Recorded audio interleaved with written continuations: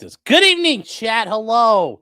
Day 2 of the Brendan Banfield murder trial. Yeah, we got to the interesting part yesterday. And if you guys remember, Brendan Banfield is accused of murdering his wife and another gentleman who he got to stage a fake rape so he could kill them both. And you might say, if you're new, you're like, wait, what happened?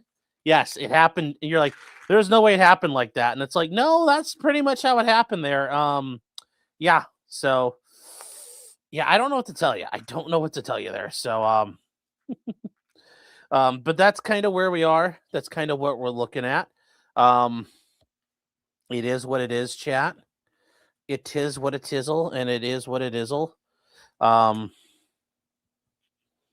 So we're gonna kind of move forward and figure out a way to deal with this. We are gonna figure out a way to deal with this at this point. But yeah, that's what we're dealing with, and yeah. So we're on day 2. The au pair, the nanny, was testifying because remember, Brendan Banfield is accused of wanting to shack up with the nanny and kill the wife to make that happen. And she gave her whole story about what was going on and how this is all going to work out. And yeah, you're like, wait, this seems really fucked up. And you're like, it is. It's 100% fucked up. It's 100% insane. You're right. It is. You're right. So that's what we're doing. That's what we're doing here. So, I don't know how else to explain it. Guys. If you're new, just stick around and you'll be like, what? And that's all I can tell you. All I can tell you is you will not be disappointed how this goes. I promise you that. You will not be disappointed. So I just say that. So welcome to the show. We're going to do day 2 here.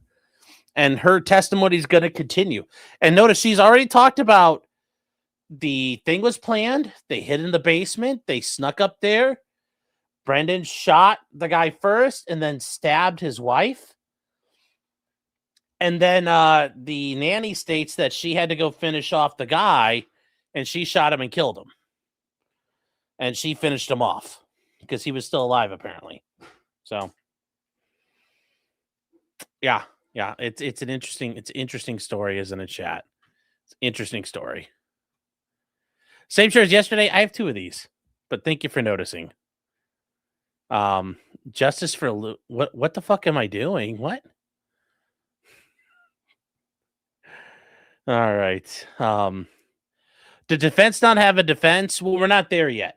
Part of their defense is that they gave this woman such a smoking deal. She's the one who did all of it. I think is what their ultimate issue is going to be. So, yes, the Brazilian butt lift trial. Maddie says, "Where's Louie?" I don't know if he's even going to show. Hold on, see if I can find Louie. Come here, Lulu. Come here. Come on, Lou. Lou, come on. I got to move some stuff. He's like, it's like perfect for Clyde to walk through with like the model cart and stuff like that in the way. And Louie's like, yeah, it's too narrow for me. So I'll move some stuff around. But yes, we have Louie again for a couple of days. Yep, she did the chest shot. Yes. So, but real quick, we got some soup. We got some SB Sellers for 1 sub, for another sub, for 3 subs. And then EDW Raptor for 1 sub, 2 subs, 3 subs. And then Vodka Blood for 1 sub. And with Vodka Blood coming in with the fire comment here, YouTube is becoming like Kick Chat and becoming super levels over Kata Cook. Yeah, it's getting weird, and I don't know how to fix it. Which sucks. But thank each and every one of you for your generosity and your support. Carly Ellison, thank you for being here. Carly says, yes, relationships can in fact hurt you. Yes, they can. And your kinks can be deadly. And if you guys are new, my name is Sean, also known as Potentially Criminal. I'm an attorney in the Cleveland area. And yeah, We're going to get to this. We're going to get to this, guys. And the neat thing is, tomorrow there is no trial, which is good. It means we can catch up. Because remember, we're only on day 2. We're a day behind. Because I didn't get to start day 1 right away. And from there, I'll be catching up. Stabby says I can barely talk on YouTube without my comment being deleted. Yeah, such is life. Edie the Rep says I had 4. You did? It only shows 3. 1, 2, 3. I'm sorry. It only shows. Yeah, I only see. My bad. I'm sorry. Sorry about that. It only. EDW Raptor with 4. 4 subs. 1, 2, 3, 4. Steven Cooper with 2 subs. Spud Gun with 1 sub. BobTube with 2 Australian dollar dues says N. Steven Cooper for $2 says I. I'm very sorry though, Raptor. It did that to you.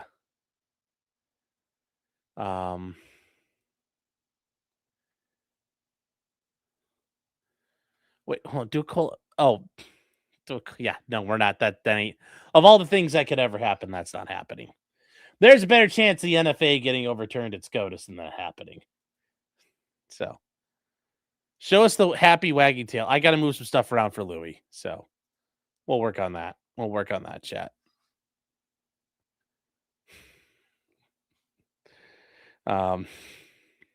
Vodka Blood says G.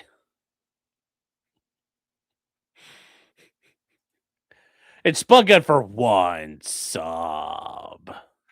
Thank you. We're halfway there, team. Yes.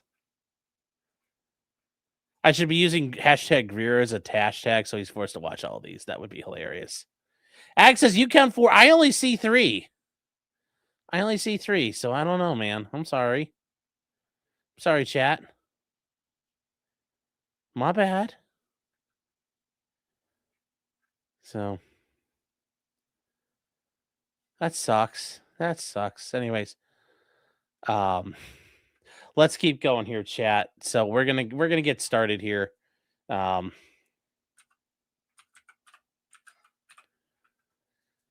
Okay, so we've got day 2 of the trial, and why does Core TV not have day 2 up?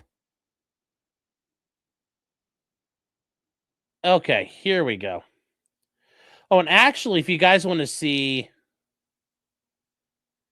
real quick, we actually can watch this on Core TV real quick.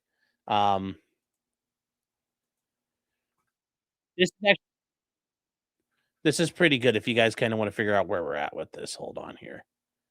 That's actually a pretty good preview. It's a preview. I forgot to get the wing on my beard. Oopsie. Here we go. This will be neat. Call in February 2023 turned this house outside of Washington, D.C. into a hub of police activity. Who is the shooter? Who shot who? Officers arrived to a chaotic scene at the Banfield home. One man shot dead and a woman clinging to life. Still breathing. Still breathing? Yeah. Christine Banfield, a nurse and the wife of IRS officer Brandon Banfield, had been fatally stabbed. Everything happened too fast. The Banfield's nanny, Juliana Magalhães, told responding officers that she saw a strange man in the house with Christine. I don't know who it is. He was spanking her, and then he was saying, "Police, drop the knife." Magalhães said the man threatened Christine with the knife. And then he said, "No, police, don't drop the knife." And then he was saying, "I'm gonna kill her. And I don't know. He started stabbing her. I think Brendan shot him, and he asked me help to shot him too because. It's okay. You don't have to get it all out right now. I never saw that before. The story that Juliana Magalhães told police raised suspicion. A months-long investigation revealed that Juliana and Brendan Banfield were actually lovers. Prosecutors say the two schemed to kill Christine by luring a man to the house to play out a rape fantasy. Joseph Ryan accepted the invitation, thinking he was meeting Christine for violent sex play, and brought a knife and restraints. Magalhães told police Ryan stabbed Christine and Brendan shot him, but that story changed. Magalhães pleaded guilty to manslaughter in the death of Joseph Ryan. Chad, I'll be And right in back. a statement to prosecutors, she said the plan was masterminded by Brendan to avoid a divorce. And then I asked him, we're going to divorce her. He said, that's not what I'm thinking about. And then he explained that he was thinking about finding a way to just get rid of her out of the picture. Brendan Banfield is charged with 4 counts of aggravated murder and faces life in prison without parole if convicted.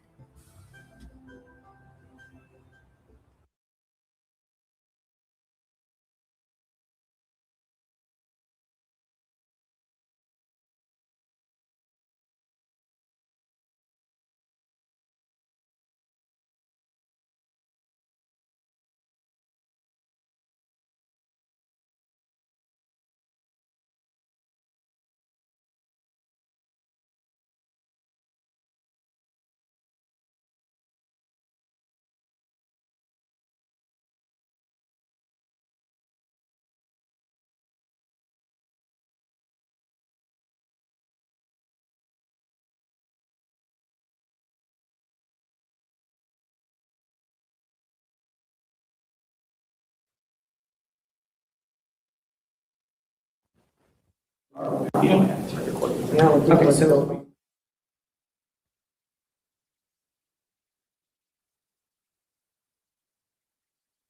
I mean, the really is no one should be going in there. That's the issue.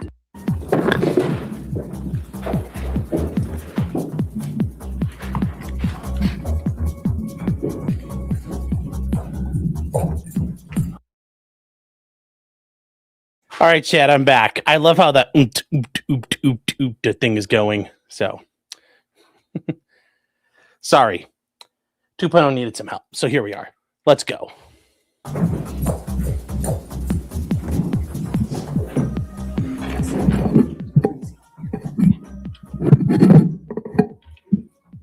All right, are we ready for the jury? Yes, ma'am. Mr. Carroll, are you ready for the jury? Yes, ma'am. Okay. I'm not going to lie. I loved her walkout music. Oh, wow. She could see through her glasses today. But I liked her walkout music. Fuck a Blitz's gay rave. Testimony of Ms. Magalhães. And ma'am, I just want to remind you that you're still under oath. Okay, ma'am? I remember, chat, this is her, the accomplice to the murders. You're still under oath. Okay? All right. Thank you, Judge. Good morning. Good morning. When we ended yesterday, I had asked you if you had told the police that you spoke to on the day that this happened, what you told us yesterday. I told the version that Brendan had told me And why did you do that? because that's what he had told me all along. If I ever was going to speak with a lawyer or I should have told that version. Okay. And were you ever arrested on for the events that happened that day? Yes, And when were you arrested? October 2023. And I'm going to show you. I'm going to show you Commonwealth 79, and I'm going to ask for it to be displayed to the witness and counsel only at this point. All right.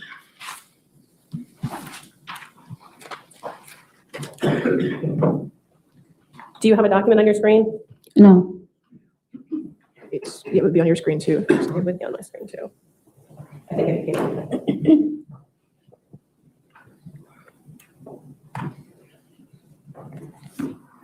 There you go. Do you have a document on your screen now? yes, Okay. I'm going to scroll through it so you can see it.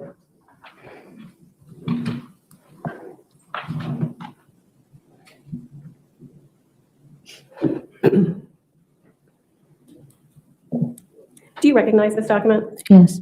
What is it? It's my plea agreement. Judge, at this point, I'd ask the court to enter Commonwealth 79 All right. into evidence, Any objection? No objection. All right, 79 in evidence. and this can be published. Thank you. The Now I'm going to scroll down again, and I'm going to ask if you signed the document. Yes, That's your signature? yes. Can you read paragraph 5 for us aloud? Yeah. My attorneys have advised me that the punishment which the law provides is as follows: a maximum of 10 years imprisonment and a minimum of 1 year's imprisonment, or in the discretion of the jury or the judge sitting without the jury, up to 12 months in jail and or a fine of not more than $2,500, or both. And also the probation may or may not be granted, and that if I plead guilty to more than one offense, the court may order the sentences to be consecutively. They're making her read through her plea paperwork and stuff, so they're getting it all out there. It doesn't help that she reads fucking awfully, but yes. That is one after another. And then I'd like you to look at paragraph 8. Can you read paragraph 8 aloud for us, please? Yes.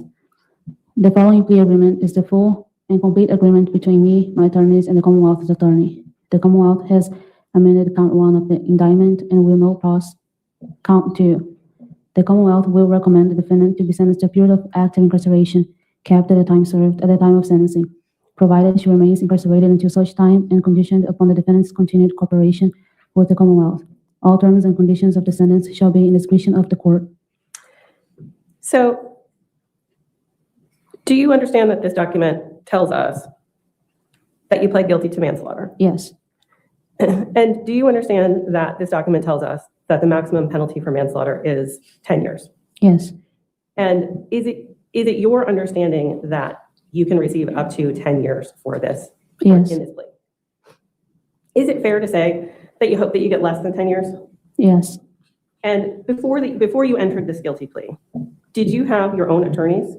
yes, And were you able to discuss with your attorneys the options that you had with regard to your own case in this matter? yes, And were you able to discuss with them your option to have a trial if that's what you wanted to do? yes, And were you able to discuss with them options for a plea agreement, to talk about a plea agreement? yes, And when you talked with your attorneys, did they talk with you about all of the options that you had, the evidence in your case? Did you have full discussions with them? yes.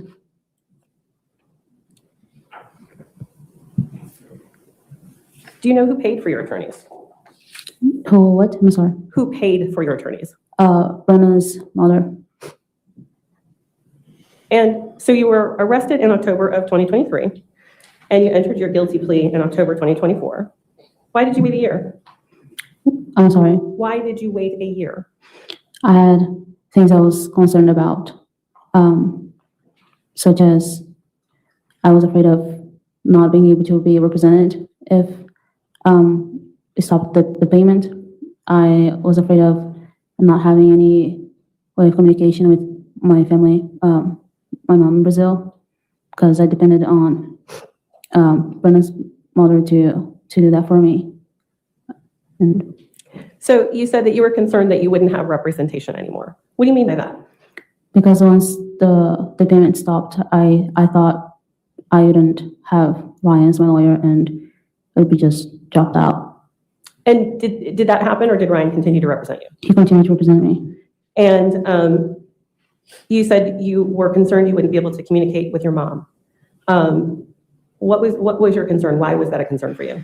Because I only had Brendan's mother or him to help me communicate with my family in Brazil via phone call or messages. I depended on them financially to be able to be texting my mom, and yeah. So what ultimately made you decide that you were going to enter this plea? Was the thought of being the right thing to do. I guess we all deserved to know what happened, and I just couldn't hold it. I just couldn't keep it to myself. The feeling of shame and guilt and sadness and all those feelings. And so you decided to enter a plea. What made you decide to cooperate and testify against the defendant in this case? Well, I got the plea because it was also the right thing to do, and sorry, and also because I had a potential of getting less time. Between February 24th, 2023 and October of 2023, did you continue your romantic relationship with the defendant? Yes.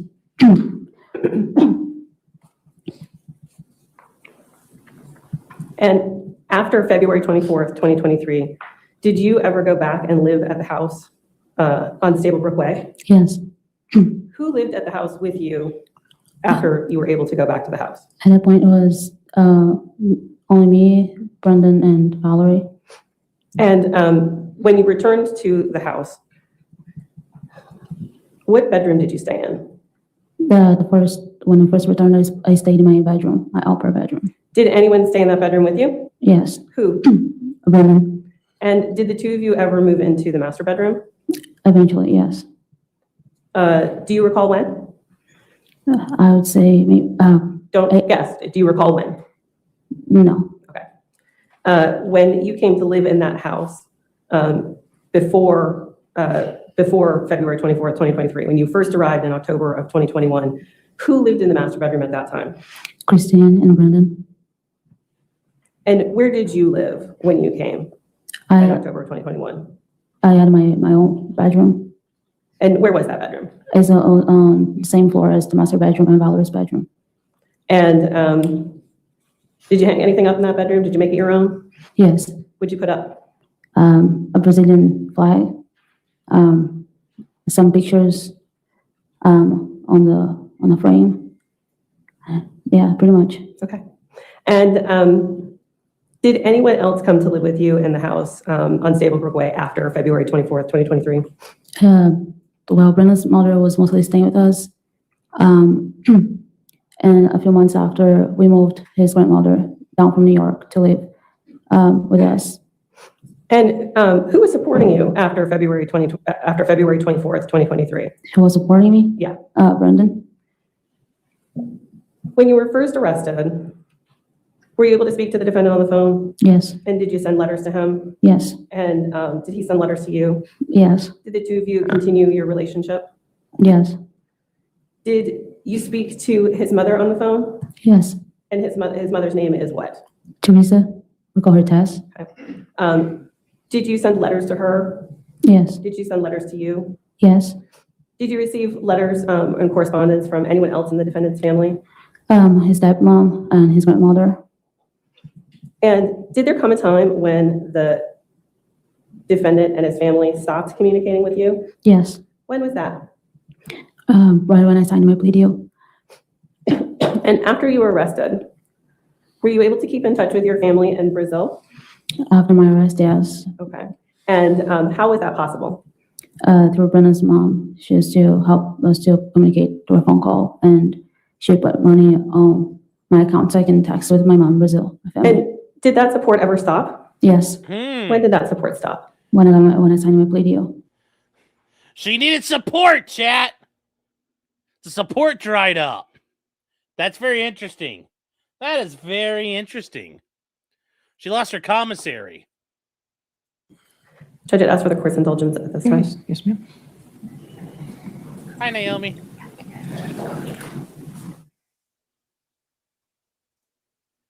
We can terminate this view. All right, thank you. All right, cross-examination. Now this will be good. This will be good. I'm looking forward to this.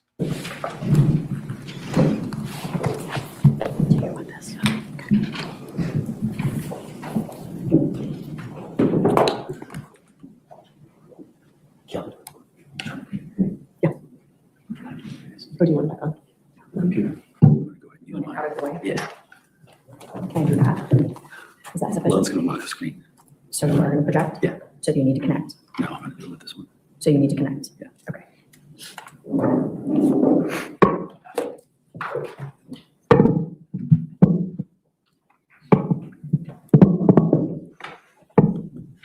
Yeah, no momentum, chat. Streamlabs, PayPal, Venmo.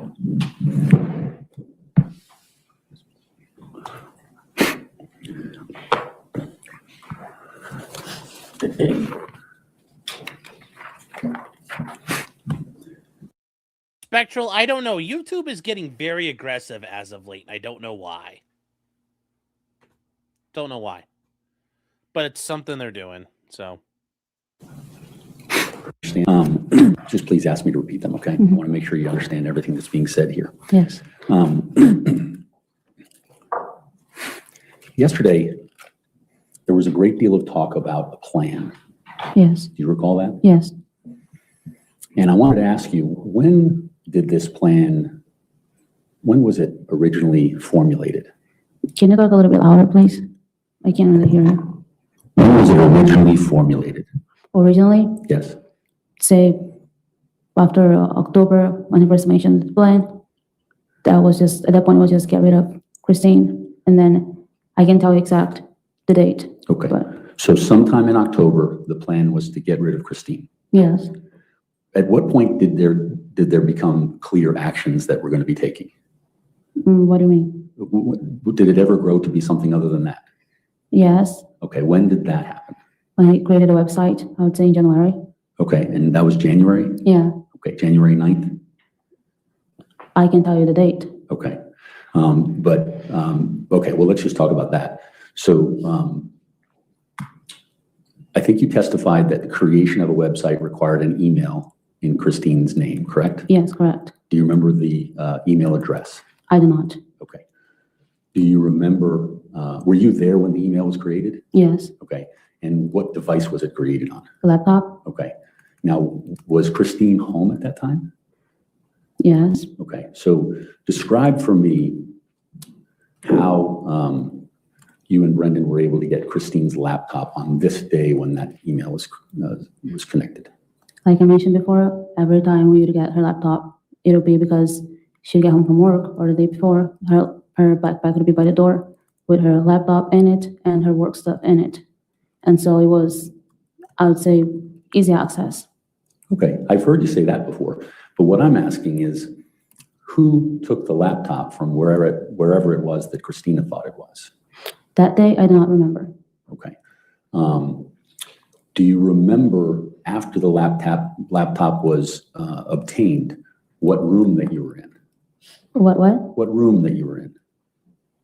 What room in the house? Yes. When the laptop was up? So I'm confused. Sorry. you just said you don't remember who grabbed the laptop, Yeah. right? Yeah. Correct? But you're saying somebody grabbed the laptop. I Yes. assume you're meaning between either my client or you. Mm-hmm. Okay. And at some point there was a creation of a new email, correct? Mm-hmm. And where was that when that happened? I do not remember. Okay. So, so you don't know who took it.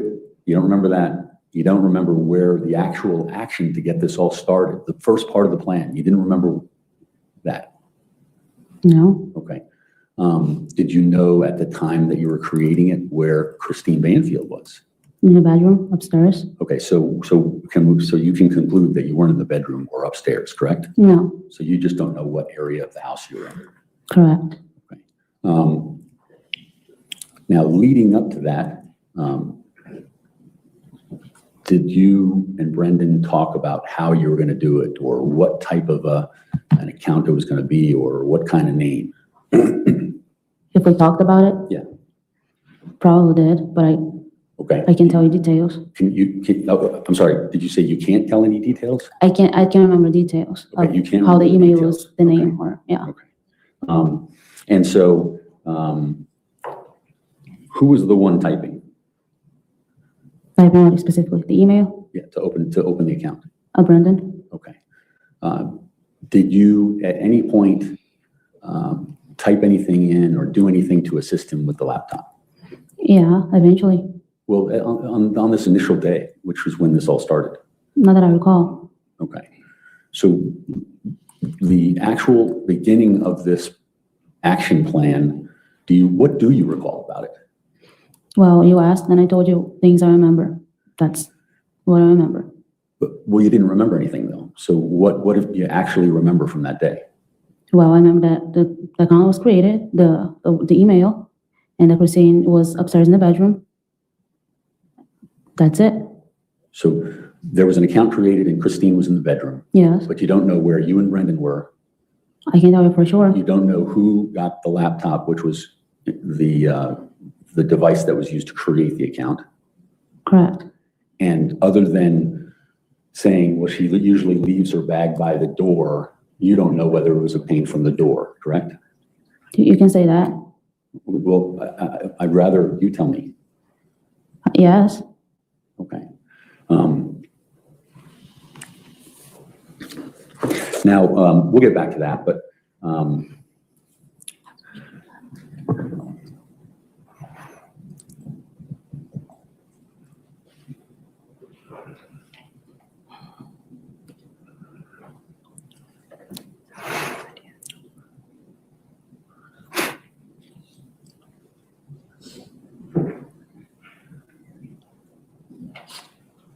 ma'am, you were just speaking with Ms. Bristler about letters.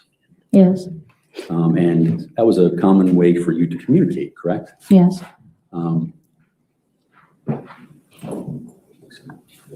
Is that displaying? It's for- displaying just to the attorneys, Okay, to myself. If you would like her to see it, I just need an exhibit number. Yes, Your Honor, this would be exhibit number 1. Okay, and you want to display it to the witness? Display to the witness, please. Okay.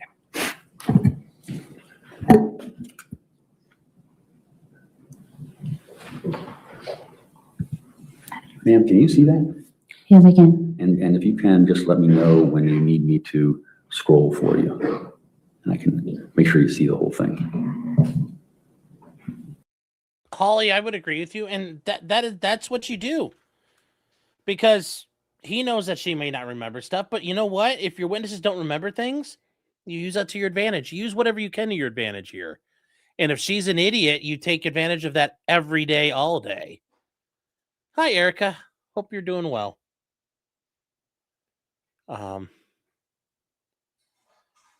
from her hair growing out. She doesn't understand what's going on. Oh, stop it, you guys. Why does it matter who got the laptop? He's asking her every little thing because, you know, she's going to say, well, I was there. And it's like, but you don't remember it. And she's, you know, he's preying on that she can't honestly answer stuff. So there's a game plan there. There's a game plan there.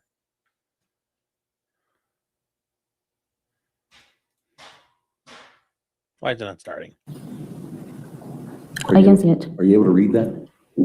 The whole letter? Yes. Yes. Okay. I'm able to see it. Do you want to read the whole letter? Do you want me to?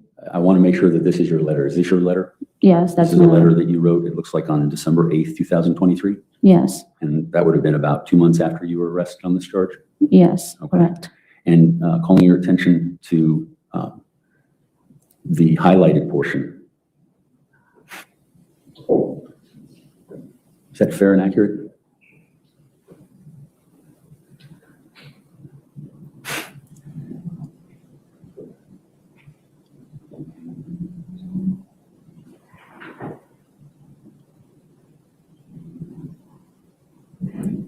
Did you ask something? I'm sorry, I was reading. I was asking you to read it, yes. Have you read it? Yeah, I read it. Okay. And the yellow portion there, can you read that, please? Yes. Well, now that you know, parentheses, I mean, they already knew, close parentheses, that I'm not going to cooperate with them. There is nothing I can do. So I don't know what they are going to use. I mean, everything they have and can. I don't know everything. I just have the feeling they might hold me here until my trial. It can take months, years. There are many theories of what had happened, set up by you, us, or I wasn't supposed to be there, and etc. Okay. In this letter, which you wrote, it suggests that someone from the Commonwealth had been talking to you about cooperating against Brendan. Is that correct? No, they never talked directly with me. Okay. How would they communicate that to you? Through my lawyer. Overruled. How would they communicate that to you? Through my lawyer. Okay. And so this is 2 months after you were arrested. And were you given an opportunity to plead guilty and cooperate at that time? Yes. Okay. And what was it that they were offering you at that time? At that point, my lawyer had said that they were offering, in exchange for my cooperation, they would offer me a misdemeanor and I would be released on time served. Okay. And I guess, as I understand it, your lawyer communicated that to you, and then you made the decision as to that? Yeah, And what was your decision? that I didn't want it. Okay. So you rejected the misdemeanor offer Yes, based on what you knew? yes. Okay. Thank you. No.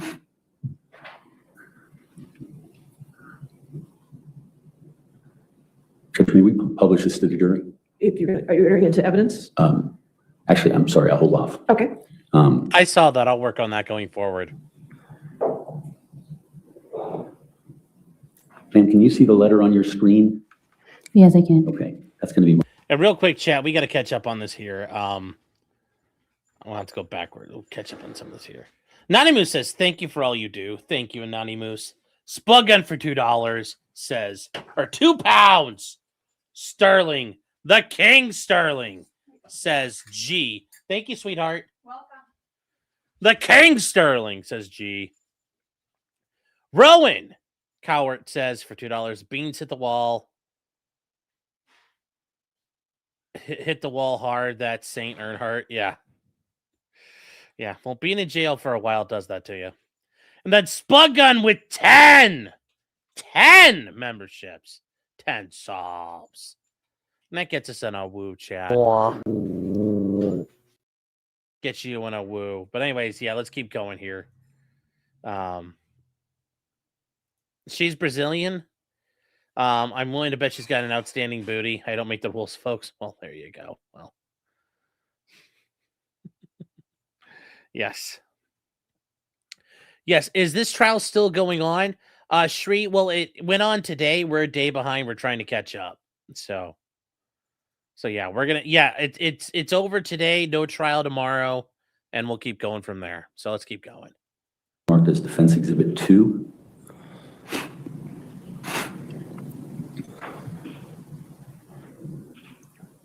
Is this is a 4-page letter, so I'll scroll through it if you need to identify it.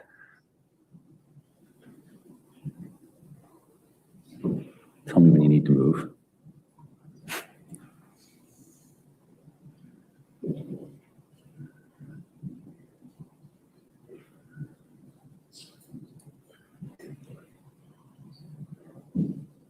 I can see it. Okay. Do you want me to scroll it so you can read the rest of it? If you like, yeah. Okay. I just want to make sure you have full understanding of what it is. This would be page 2 of 3. Mm-hmm. I see it. Okay.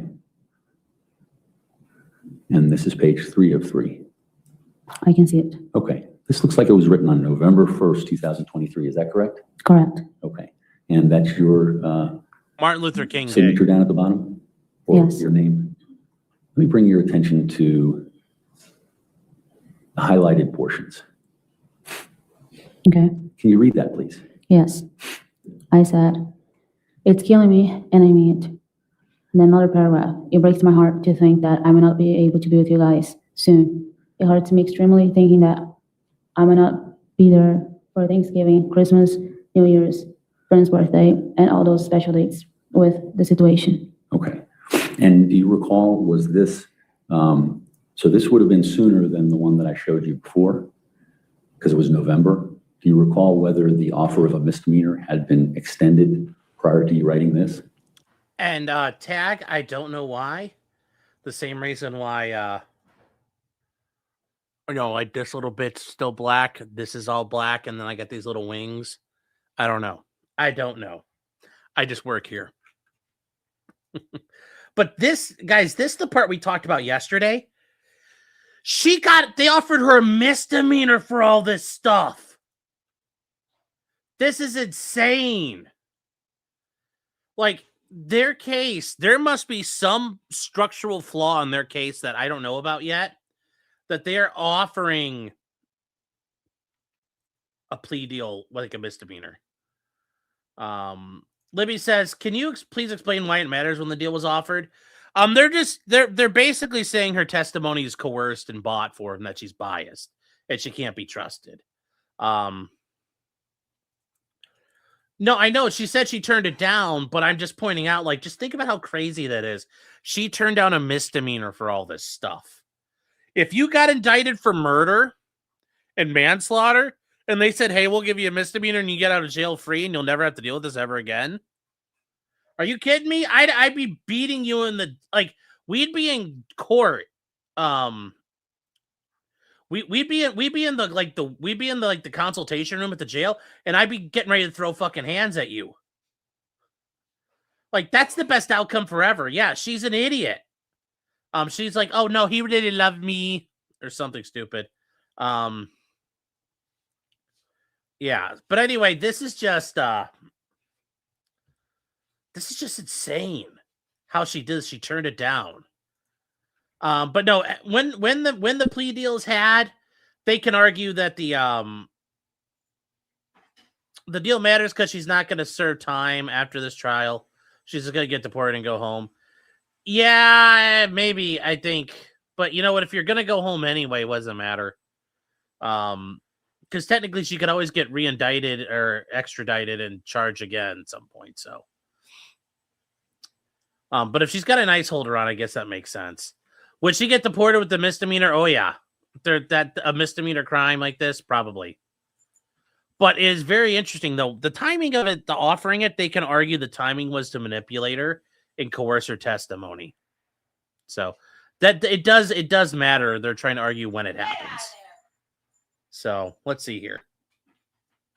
I can recall. Okay. So you don't know whether it was before writing this or after writing this? I can't say for sure. Okay.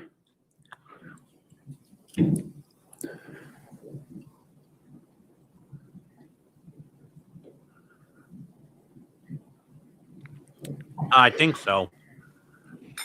Ma'am, I put on the screen what will be marked as defense exhibit number 3.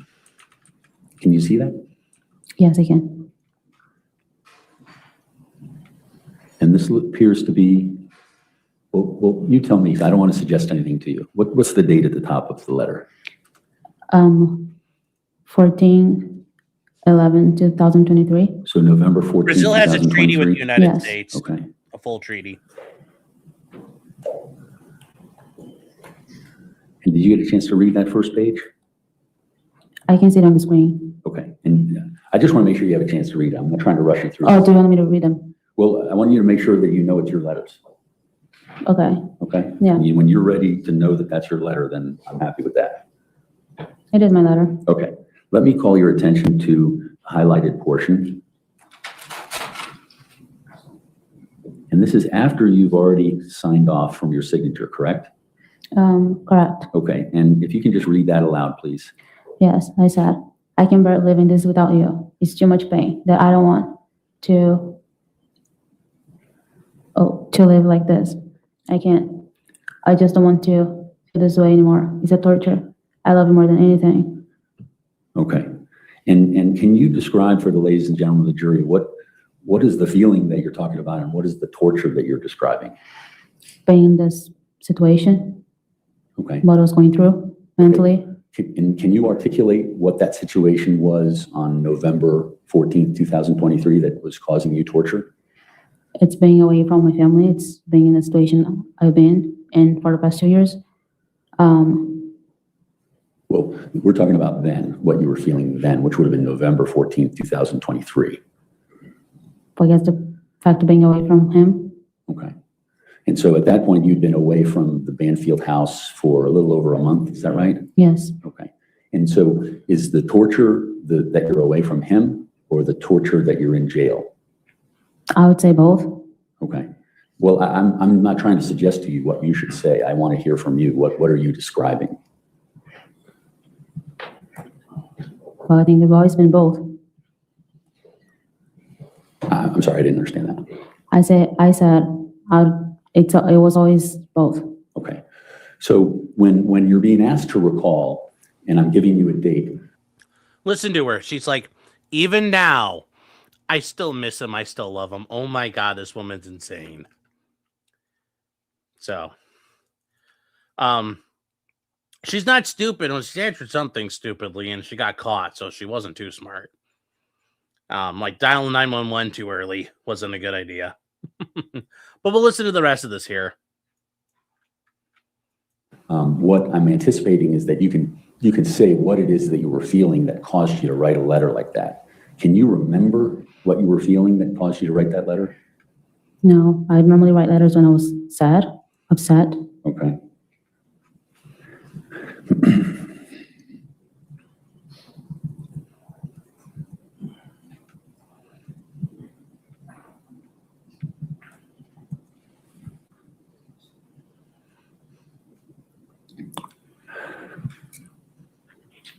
Ma'am, do you see a new letter up there on the screen in front of you? I do.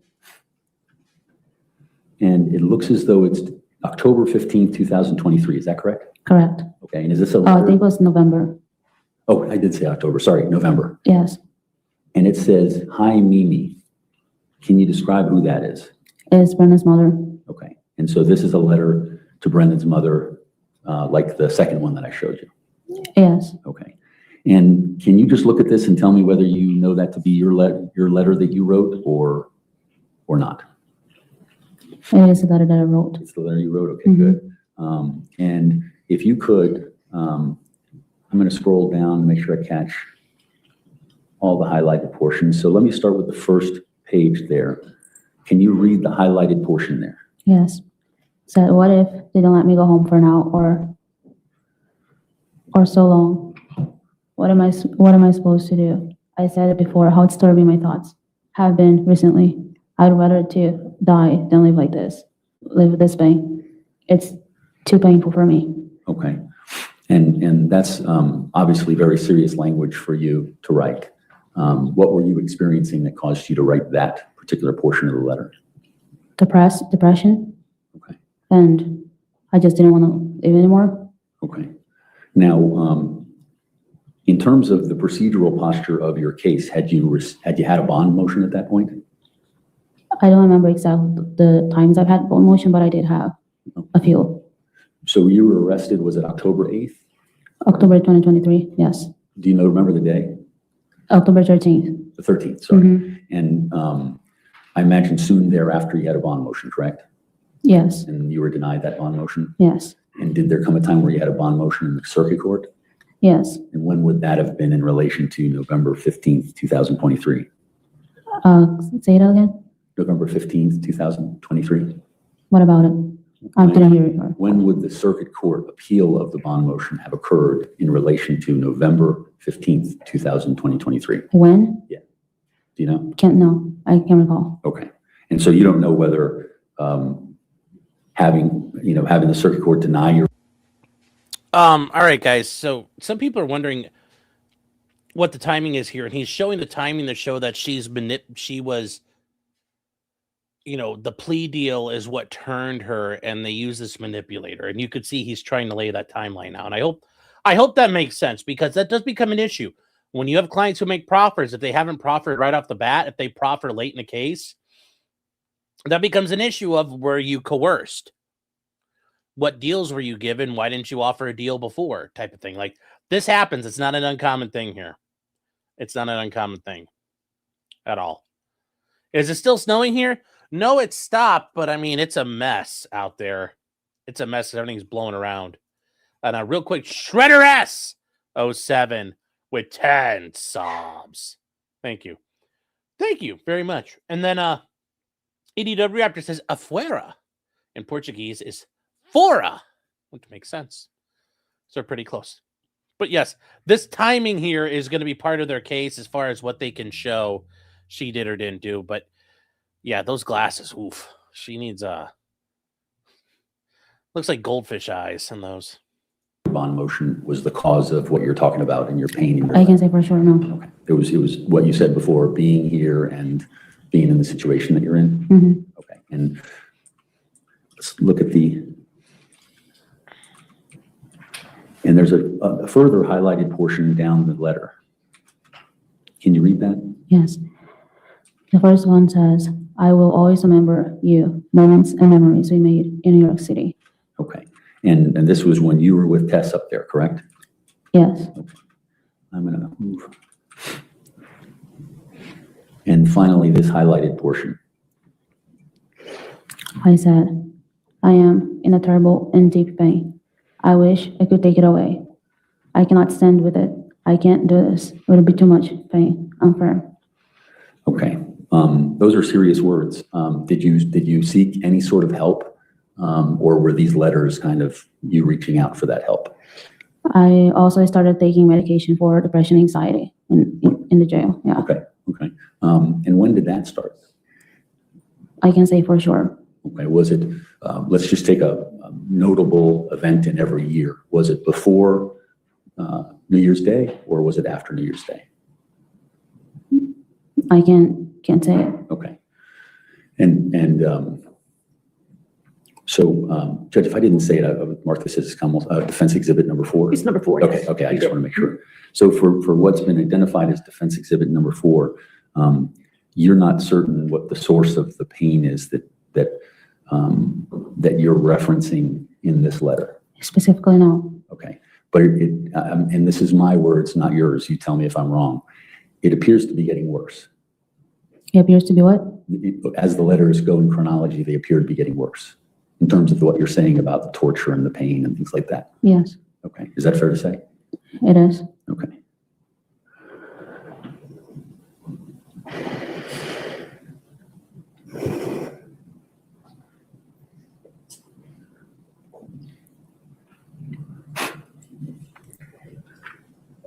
You're all right. The letter before you, I'd identify as defense exhibit number 5. Okay. Ma'am, do you see that letter? I do. And this appears to be dated November 16, 2023, correct? Correct. And let me just bring you down, and would that be a letter that you've written? Yes. Okay, let me just bring you down to the highlighted portions. This would be a day after the letter that was received that we just talked about, exhibit number 4. Can you read the highlighted portions, please? Yes, the first one says, I cannot bear living without you. And the second highlighted is, I'm trying to be as strong as I can be. Okay, and let me just, I'll scroll down for you. So if there's any further, that's the end. Okay, and ma'am, is there anything different about what you're talking about here? It's not talking necessarily about pain, but it's talking about bearing living living in the jail without him. Living in what? You say, I cannot bear living here without you. Oh, yes. Okay. And was that based on what you were experiencing in the previous letters? Yes. Okay. The same thing, or was there something new about this particular letter? Well, for me, it's the same thing. I guess I just got confused. I guess I messed up with words, how to describe them. Okay. So it appears that up to this point, and I'm going to try to keep this moving along, everything appears to be kind of going back to the same thing that you've already testified to. So I'm going to show you letters. If something changes as to why you wrote certain things, can you tell me that? I'll ask you the question, but I just want to keep moving along. Yes. Okay.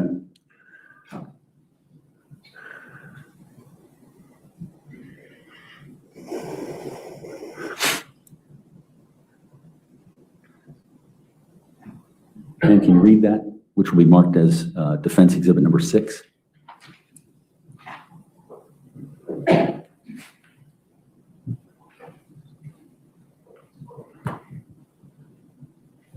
Sorry, were you able to read that?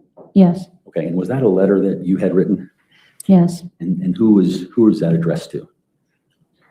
Brendan. Okay, and can you read the highlighted portion for me? Yes. It says, during the day, I just feel like crying, sad, depressed, racing thoughts, heart pounding, and I can't sleep. And this is exhausted, physically and emotionally. I feel drained, no strength anymore, no courage, no hope. It feels like a personal hell in life. Painful, torture, disturbing, and I don't want to live, or to feel this. Better take my life in trade of the pain. And the next it says, it's killing me. Okay. It sounds like this is getting worse in terms of the things you're saying. Does that the way it sound to you? Sounds like it, yes. Okay. What were you feeling to make you write a letter like this? I think it mixed feelings. Like I said again, it was a lot to hold in. Okay. And was there anything greater or lesser than what you had said about the previous letters? Well, for me, it sounds basically the same, where I said, I just don't want to live to feel this. Okay. Well, it's not necessarily to interpret the letter that you see now. It's actually what was the feeling that you had when you were writing the letter is what I'm asking. Well, clearly not good. Okay. No good. And do you remember whether this was before or after you were offered the opportunity for a misdemeanor and to testify against my client? Well, in terms of the date, I can't tell. Okay. Thank you.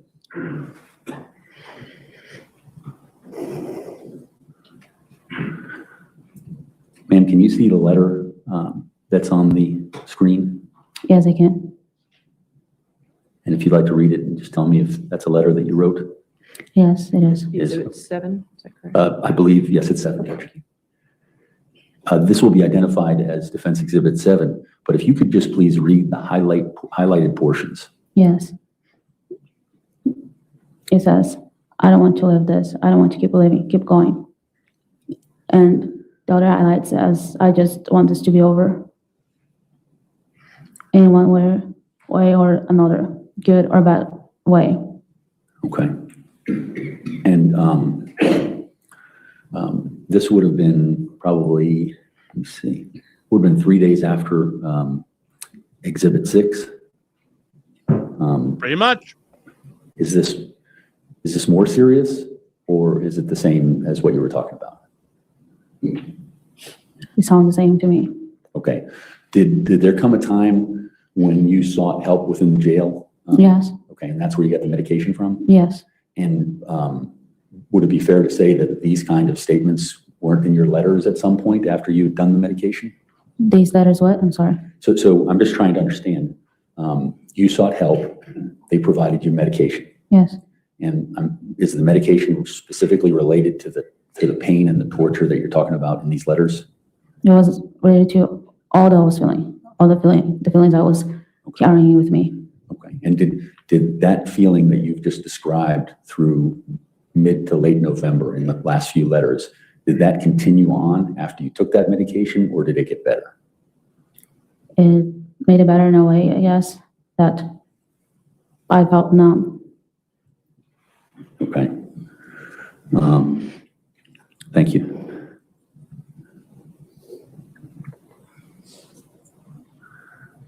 Let's move on to what would be marked as Defense Exhibit number 8, I believe, Judge. All right, yes, sir. Okay, thank you. Can you read that, ma'am, just to tell me if that is your letter? It is my letter. It is? Yes. Okay, and let me just scroll up so you can look at the highlighted portions. It looks like there's just one line highlighted there. What does that say? It says, I'm not willing to spend life in prison for something I didn't do. Okay. Now, was it your understanding at the time that you had the possibility of life in prison?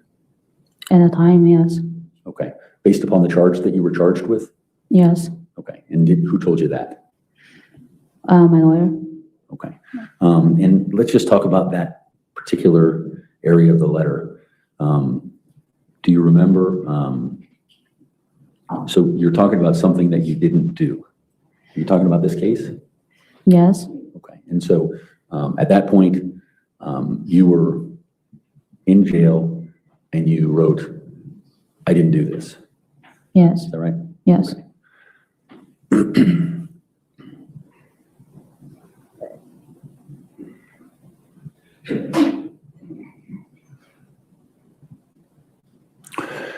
Ma'am, let's look at the next letter here. If you can tell me if that's a letter you wrote, then we can go right to the highlighted sections, but I don't want to rush you. Exhibit 9, correct? Exhibit 9, sorry, Judge. That's fine. It is a letter I wrote, yeah. Okay. And can you read the highlighted portion? I think it looks as though there's 2 on the first page. This was dated December 4th, 2023. Does that sound right? Yes. Okay, that's what's written on the top. If you could please read the highlighted portion. Yes, it says, well, they arrested me for the obvious reason, right? But they want me to cooperate against you because according to them, I know more than it's being said, and they say they know more than I think they know. Okay. And then the lower portion? It says the only way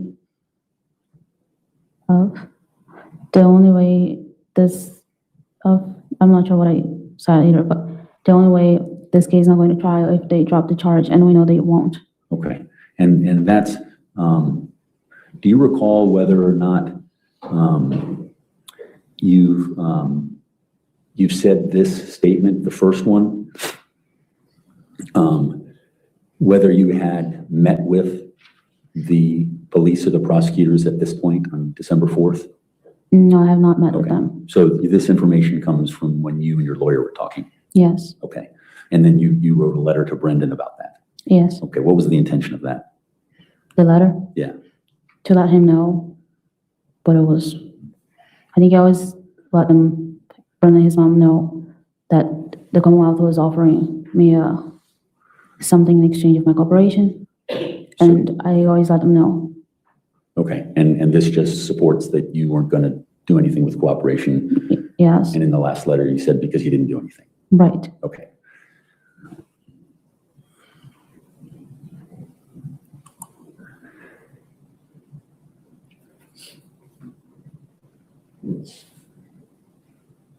I'm sorry, I think I may have hit the same one.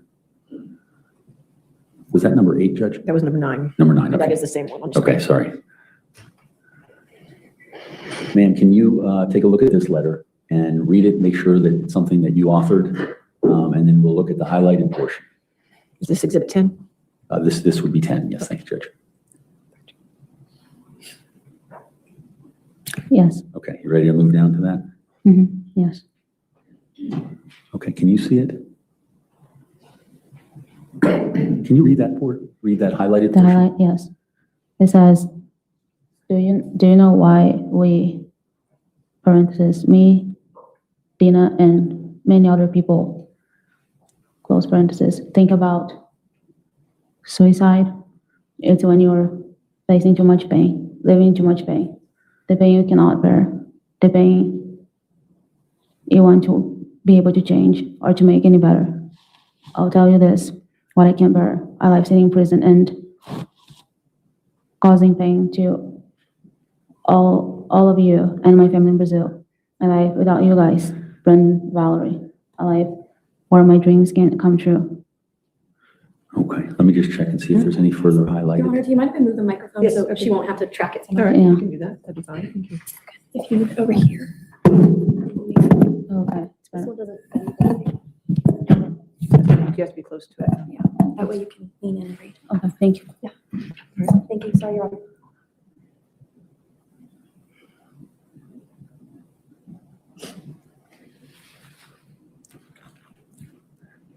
Ma'am, can you see this letter? Yes, And this would be marked as Commonwealth's, I'm sorry, Judge, I had to have it. Defendant's Exhibit number 11. Yes. Is this a letter you wrote? yes, Please read the highlighted portion. yes. It says, they want me to cooperate against you, your son. Since the beginning, they've told us they could make, they've told us they could make from my charges something very simple called misdemeanor. And I wouldn't be charged with this if I decided to cooperate with them. They know I'm not doing that. I don't have anything to cooperate with them. With what they say that happened, I know it didn't make them happy. So they will do anything to hold me here, anything for them to win. They've got it so far, right? I have no idea what they are making up, faking stuff, lies, etc. Okay, and there's another portion down below. And I said, I would give my life for this, and I would never do anything to hurt him or against him. Whatever they're saying, whatever they want to believe, I don't care. I would take the blame for both of us. And this is a letter to Mrs. Banfield, correct? To his mother, to his mother. His mother, Tess. Yes. Okay.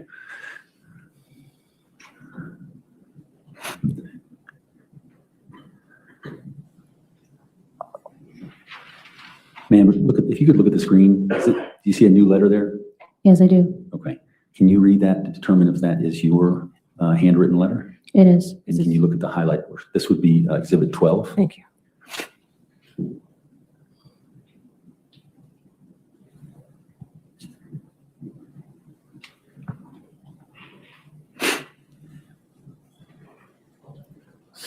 Can you read the highlighted portion? Yeah, sure. It says, I would do anything for you. If they want me to turn against you, if they think or whatever they believe, and if they want to blame me for that, that's okay. I can take the blame. I'll never do anything to hurt you or against you.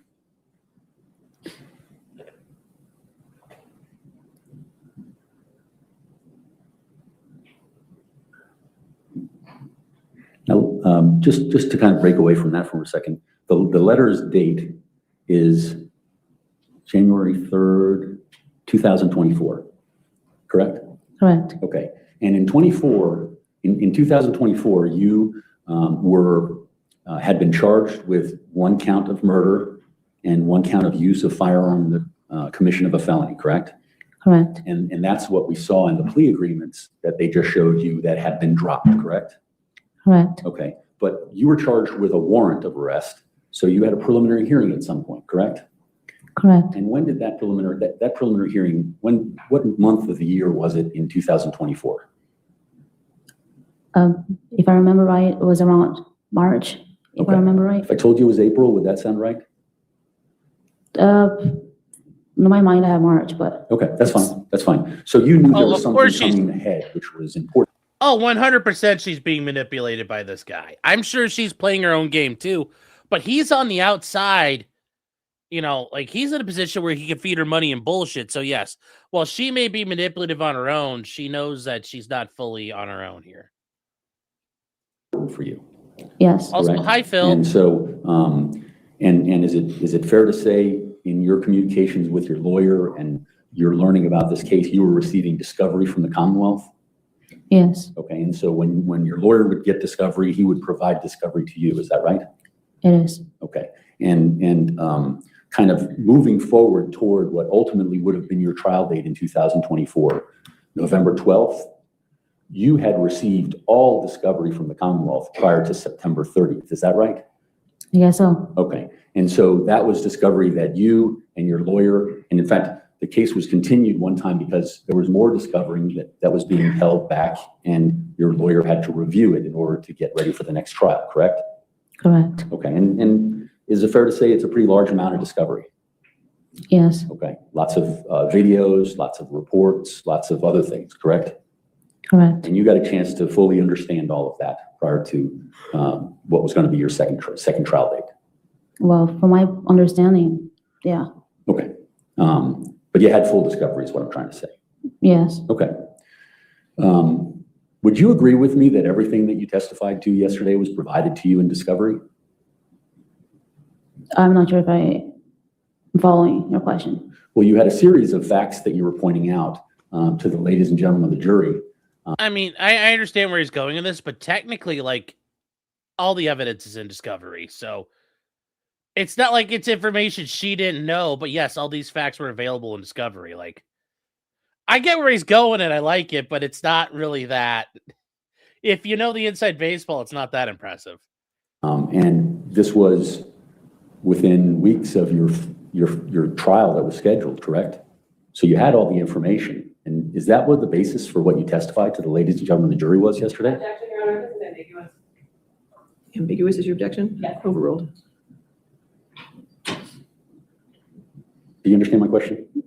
Nope. Okay, let me repeat it. So what I'm saying is, and what you've said to me is that you received all the discovery for the case. That would be what the Commonwealth's required to give you before you go to trial.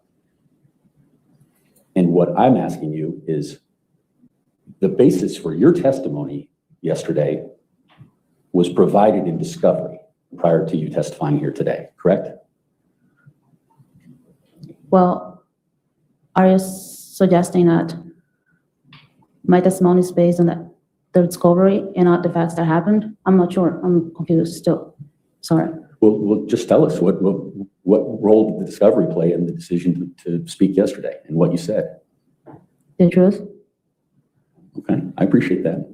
Was that the truth that was provided by the discovery so you could work for the Commonwealth? No, the truth was that really happened.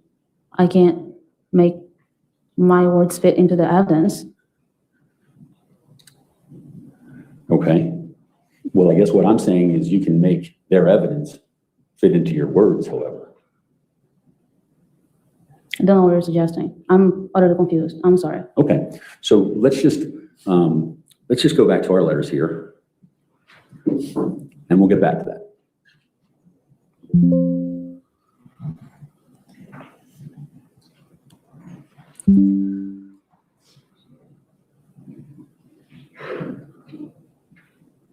That's Exhibit 12.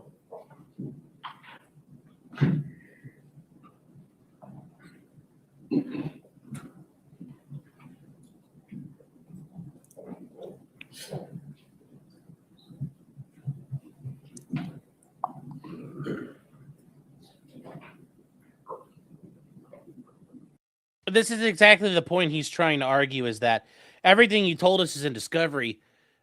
Well, yeah, I'm pretty sure the idea that, yes, it's all the evidence the police have accumulated, but she also would have individual knowledge.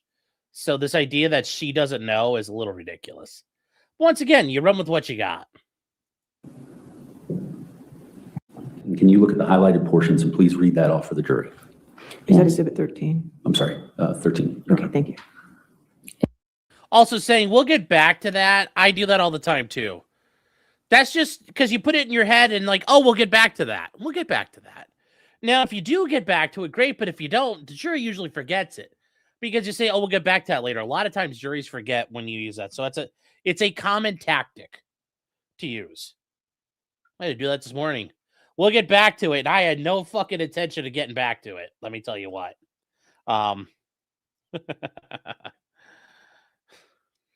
It says, oh, Sorry, I'm just trying to get it centered for you. okay. It says, nobody is more afraid and sad, upset than me. I'm the one facing life in prison.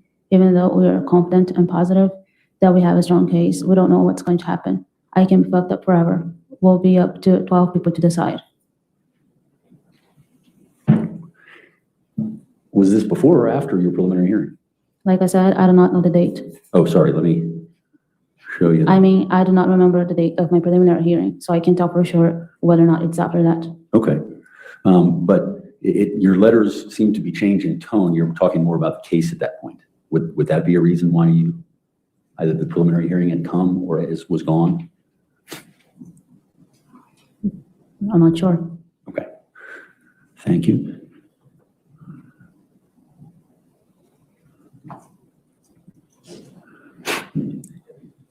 If you can look at what will be marked as Defense Exhibit 14. Yes, sir. I'm just going to find the highlighted portion real quick, man, before we I have heard that before. go through this.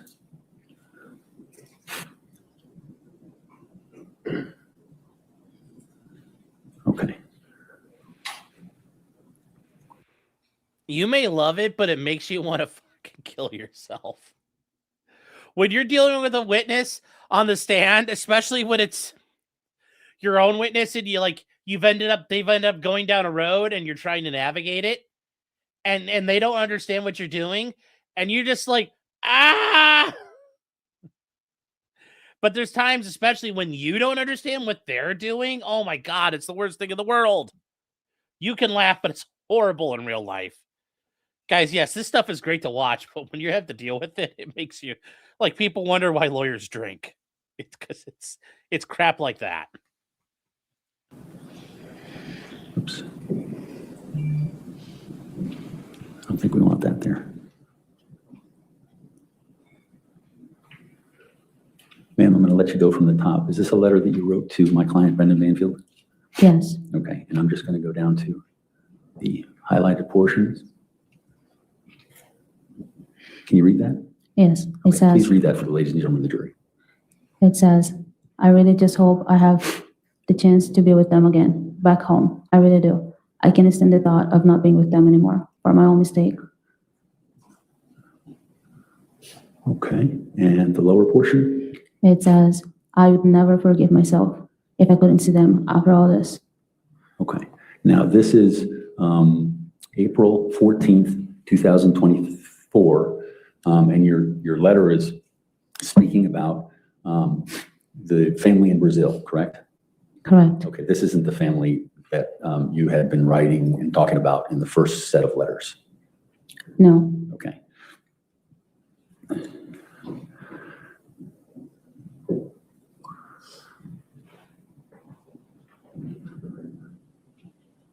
that showing up on your screen, Judge? Your files, yes. Yeah, I don't want that.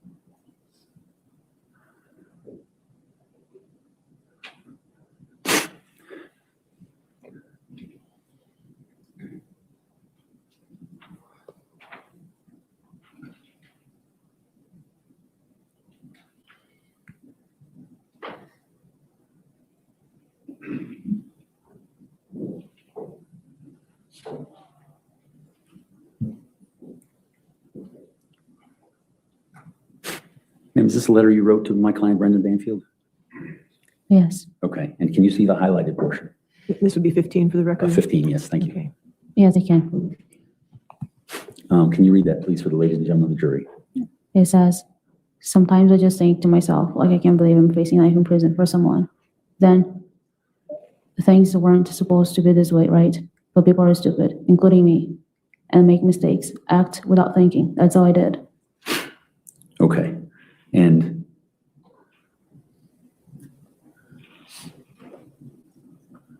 I believe that's it.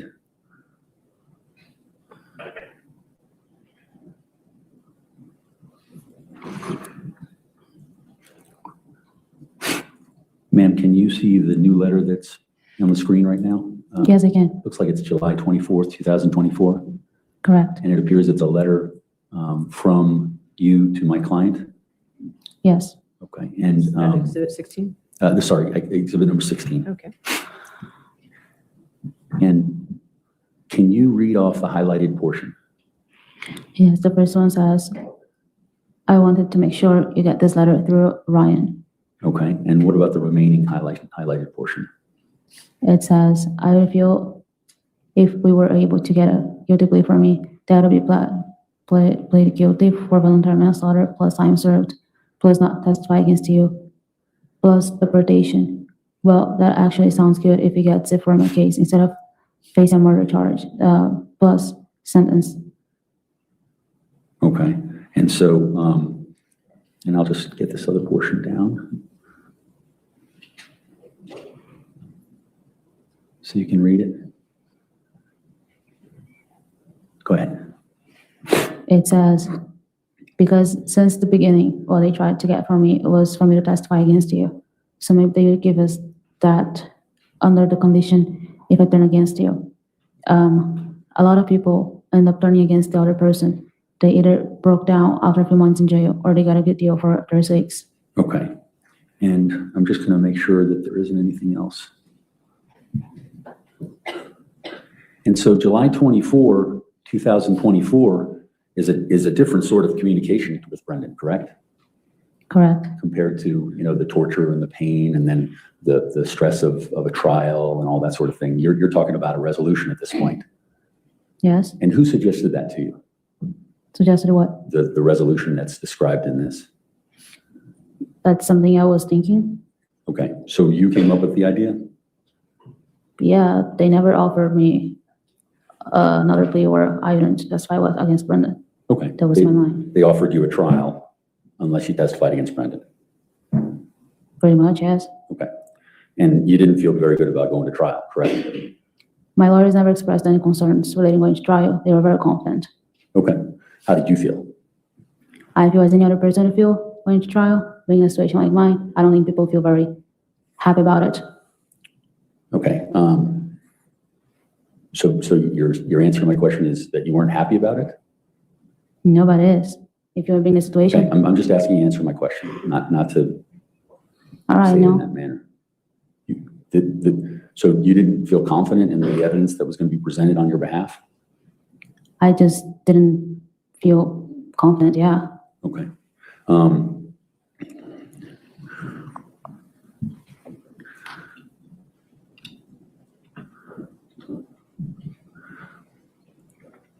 I think that we left out the lower portion of this letter. Did you read that? I already read that one. Did you already read it? Okay. Yes, I did. Okay, I'm going to move on to.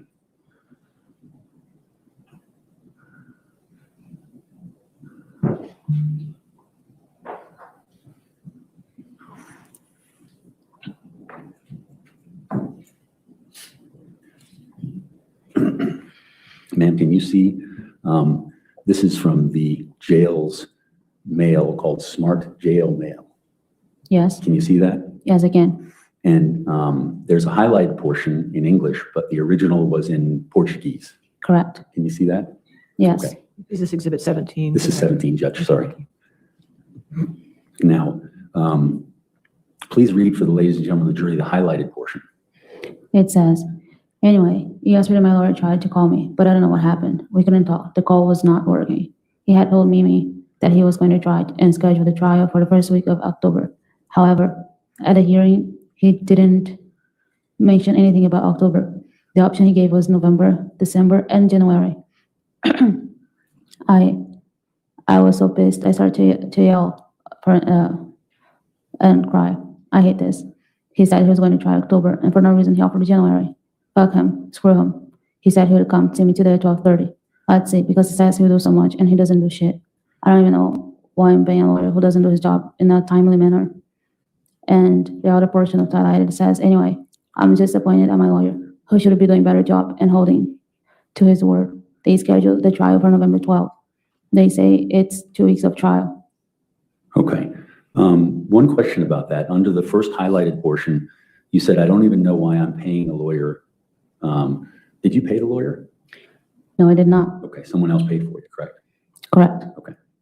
And does this fairly and accurately depict your communications with your mother? The what? I'm sorry. Does it fairly and accurately depict your communications with your mother? I can hear you well.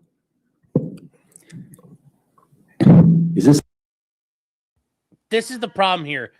This I can't hear you well thing. This jury is like not gonna help. Not gonna help.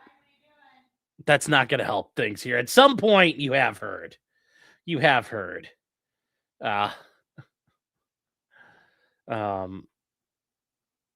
Sometimes it feels like this lawyer isn't trying very hard, Mweezy. Well, here's the problem. Remember, he doesn't necessarily have the best case, but also this is this guy's personality. This is his style. Pretty slow, pretty laid back. You know, like today I had somebody I was saying, you know, is it true you said fuck you and the people who look like you? You know, and like you got to say that forcefully and loud. But this, no, you take your time and you go calmly with this. If you come in here storming out of the gates of guns blazing, well, she'll shut down and then you're toast. So there's a way and a method and a madness to all this, I would say. So.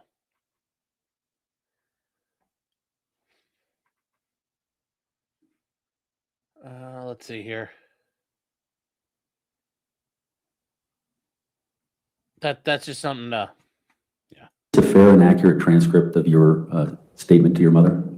Yes. Okay, thank you. And ma'am, that's July 1st, 2024, correct? Correct.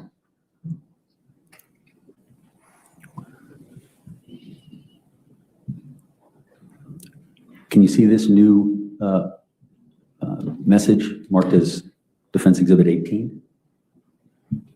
I see it. Can you read that, please? Yes, it says, my lawyer came to see me. He said he's scheduled for November because my female lawyer was unavailable in October, and he can do it without her. Anyway, this made me even more pissed. But what can I do? I can do anything. It's too late. I didn't want to talk too much to him today. I'm so pissed off. And this is on the same day that you sent the previous message to your mother, correct? Correct. Now, let's just talk about the messaging. When you're talking about with Ms. Bristler, the money or how you communicate, this is what the money is for in order to communicate with your mother, correct? Correct. And so the money that was being provided to you by my client before he was arrested and his mother before you turned state's evidence, I guess, that was money was being used for this in order for you to be able to communicate with your family, correct? Correct. And also to communicate with them, correct? Correct. And in fact, you communicated with whomever you wanted, friends, former boyfriends, all those sorts of things, correct? Correct. Okay. And in addition to the money for this, the money that was being given to you was also to buy edible food in the jail. Correct. Is it fair to say that the food otherwise you didn't like? It's just not enough. Okay. And so you would ask Tess or Brendan for money and they would put it in there so you could get more meals. Yes. Okay. But these messages are also part of that as well, correct? Correct. Okay, thank you.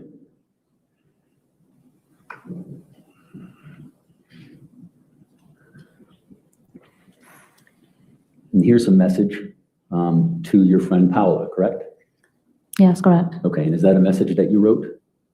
Yes. Can you please read that to the ladies and gentlemen of the jury?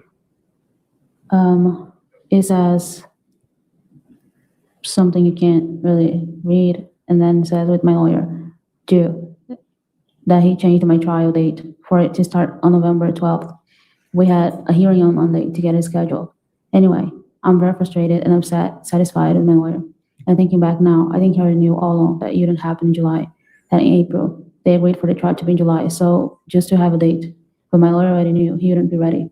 I think that's what upsets me, that he has been super slow lately.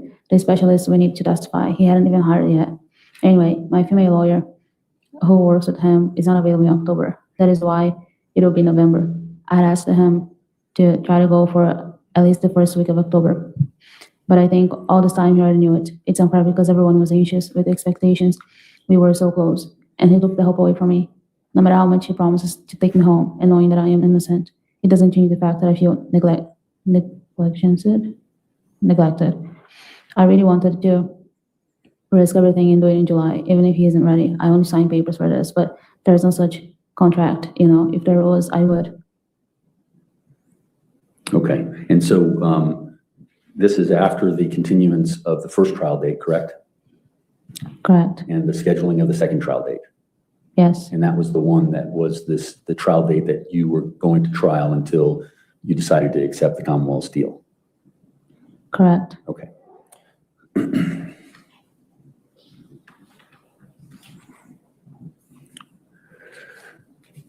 This is from July 8th, also to Paola. Can you please read that highlighted version? That's exhibit 20 now, right? I'm sorry, 20, yes. It says, yeah, I'm really disappointed in my lawyer because I expected the prosecutor to try and delay it as much as possible, to make fun of us. But this time, it was my lawyer's screw up. And no matter how much he wanted to postpone, it didn't have to be almost 5 months, right? That's too much. He's being paid, Joe, and he's very expensive. He has a lawyer working with him. He says that we need a specialist, blah, blah, blah.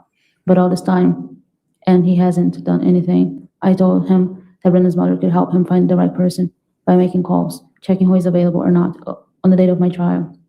I said that we could pay someone else to help him prepare if he needed it. I don't know what else to say to him. Anyway, I'm sure he knew it all along, and that's what stresses me out, because he made everyone anxious and hopeful for nothing. I prefer that he tells me the truth all the time.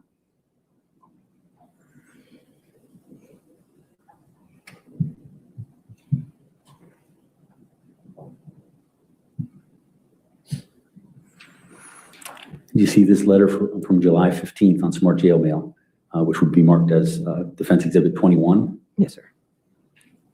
Can you read the highlighted portions for the ladies and gentlemen of the jury? Yes, it says, this week my lawyer is on vacation at the beach with his family and all. Then he says, I'm sorry you can't enjoy the beach this year. The other portion of the highlight, it says, Brendan's mom and I are pushing him to do what needs to be done. But the truth is that I myself was never satisfied with his work. He could have done a lot of things differently, faster, putting more pressure on the prosecutor and everything, not to mention that his communication with me is terrible. And the other part of the highlight says, but that's it, I don't have any news after all. My lawyer is enjoying it. After all, my lawyer is enjoying his vacation.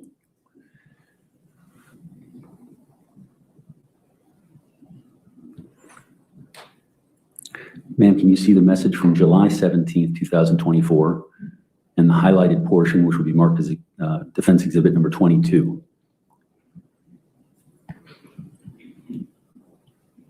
Is that a message you wrote? Yes, Okay, and that was is it to your mother? yes. Okay, can you read that highlighted portion? It says, and about your boyfriend, he's right. But I can't force my lawyer. He says he's not ready, right? And he's there chilling at the beach with the family, enjoying his vacation, right? And so the substance of that message is you're essentially asking your mother about whether that's right to continue a case because you need to obtain experts or you need more time in order to prepare. And the lawyer's saying that you're right, or saying that the lawyer's right, but that you can't force them, right? Yeah, that's what I said, yes. Okay, that still doesn't help. That doesn't affect how angry you are, but that's an explanation your mother was giving, correct? Correct. Okay.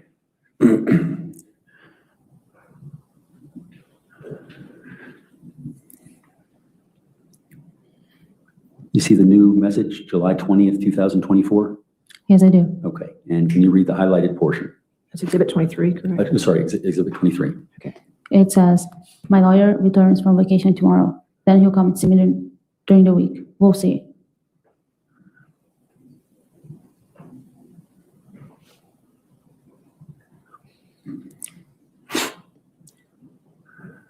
See the Smart Jail mail communication, July 25th, 2024? Yes, Is that your communication? it is. And can you read the highlighted portion? It says, waiting for my lawyer to come see me tomorrow. And I'm sorry, that's Exhibit 24.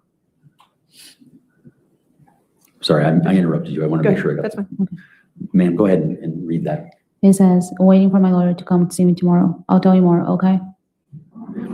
And so it's fair to say that getting to see your lawyer is pretty important at that point after July or at the end of July. Is that right? For me, it's always been, doesn't matter when. Okay. Yeah. Now, this is a message that you wrote from July 25th, 2024. There's a highlighted portion at the bottom, and that would be exhibit number 25. Go ahead and read that. Can you go ahead and read that? It says, if my lawyer hadn't changed my trial date, you'd be starting next week, right? But anyway, my lawyer is coming to see me tomorrow. Ma'am, I'm going to have you look at what is going to be marked as defense exhibit number 26. The way he is phrasing it, Afix, it really is starting to get a little confusing, and it's kind of glossing over a little bit here. Yeah, I like, guys, I'm not going to shit on too much because, like, yeah, it's not working, but I've been the guy in the trench too, and after you get done, you're like, that wasn't the best. Like, it's, sometimes you think you got a banger and it's not a banger. So that happens. That happens, chat. Real quick, EDW Rapper for $5 says, was the prescription lenses moved into evidence? Also, what strength do you think they are? I don't know what strength they are, but I mean, they don't seem to be super huge. I just think because she's in jail, she probably got jail glasses. Those are like, not very good as far as quality. So not the best. And then another for $10 says, this is the one not hot Brazilian. Well, I mean, there's got to be other ones. There's got to be other ones. So, and I want to make sure EDW, I got this. Yes, a fuera in Portuguese is fora. And then Spud Gun for £2 sterling for the G. And I was saying thank you for all you do. Yes, thank you again, guys. I appreciate it. Let's keep rolling. Let's keep rolling, chat. We got the clock is burning here. Can you read that highlight portion? Yes, it says, and my lawyer didn't even come to me at all. He said something happened in his bathroom, that the plumber was at his house and he wouldn't be able to come today, but he'll come on Sunday. I doubt it. But anyway, it's an excuse, one thing after the other. Okay. Ma'am, can you see your communication with your mother dated 7/27/2024? It would be Defense Exhibit 27. Can you read the highlighted portion? It says, but that's it. Let's see if my lawyer comes to see me tomorrow. Mr. Carroll, do you have many more letters? Do I have any more? Many more.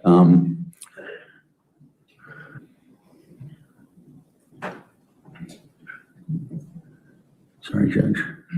I'm going to take that as a yes, so. I have ladies- about, oh, sorry. That's okay, ladies and gentlemen, we'll go ahead and take our 15-minute recess, morning recess. All right, so we'll get back at 11:45, so just don't talk about the case and don't do any outside research, okay? Thank you.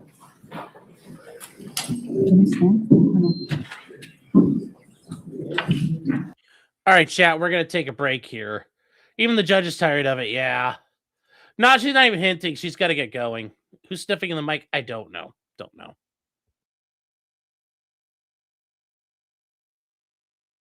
Anyway, let's keep going here. Neat part, chat, is we get to skip through all the breaks. All gas, no brakes. Okay, here we go.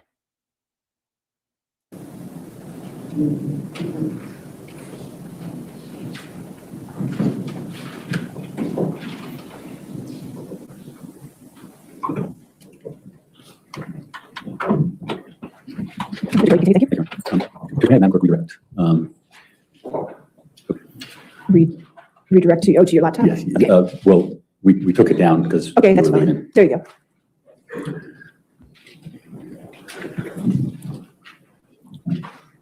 Hi, Ella. And do you see that email or smart mail message from July 27th? Yes. And did you write that message? Hella au pair is basically it's French en français. She's basically a nanny, and yeah, she's hired to help take care of the kid, and basically do housework. But that's all she is. She's the nanny.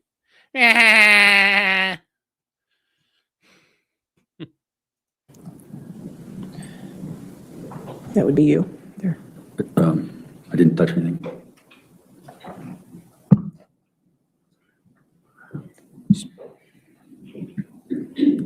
Check the connections. There you go. And this is going to be I think exhibit it fell 28. asleep. Exhibit 28? This is exhibit 28. Okay, thank you. Ma'am, can you take a look at that? Yes, You wrote this? I did. Can you read the highlighted portion? It says, tomorrow when my lawyer comes to see me, I'll send you a message.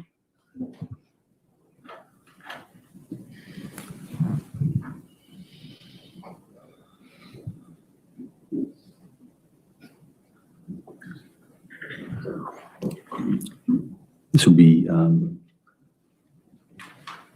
Defendant's Exhibit 29. Ma'am, do you see the smart jail mail writing on your screen? I did. And do you recognize that? Yes, Is that something you wrote? yes. Can you read the highlighted portion? It says, my lawyer came to see me. Didn't bring anything I had asked him to bring. Said he came to check on how I'm doing. I was like, darling, how do you think I'm doing? All the same.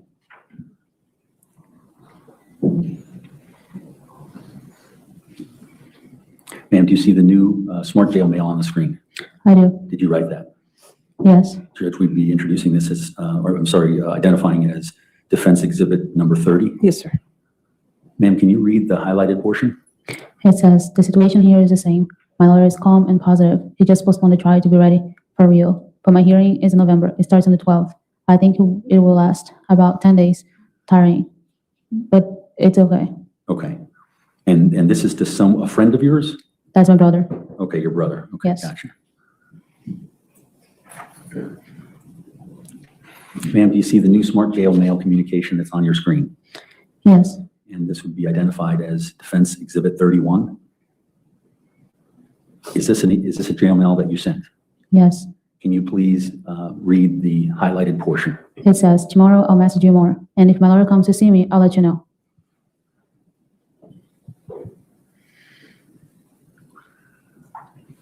Ma'am, do you see the smart jail mail communication on your screen? Yes, And this would be identified as Defense Exhibit number 32. Can you read the highlighted portion? it says, when my lawyer comes, I'll let you know how he was.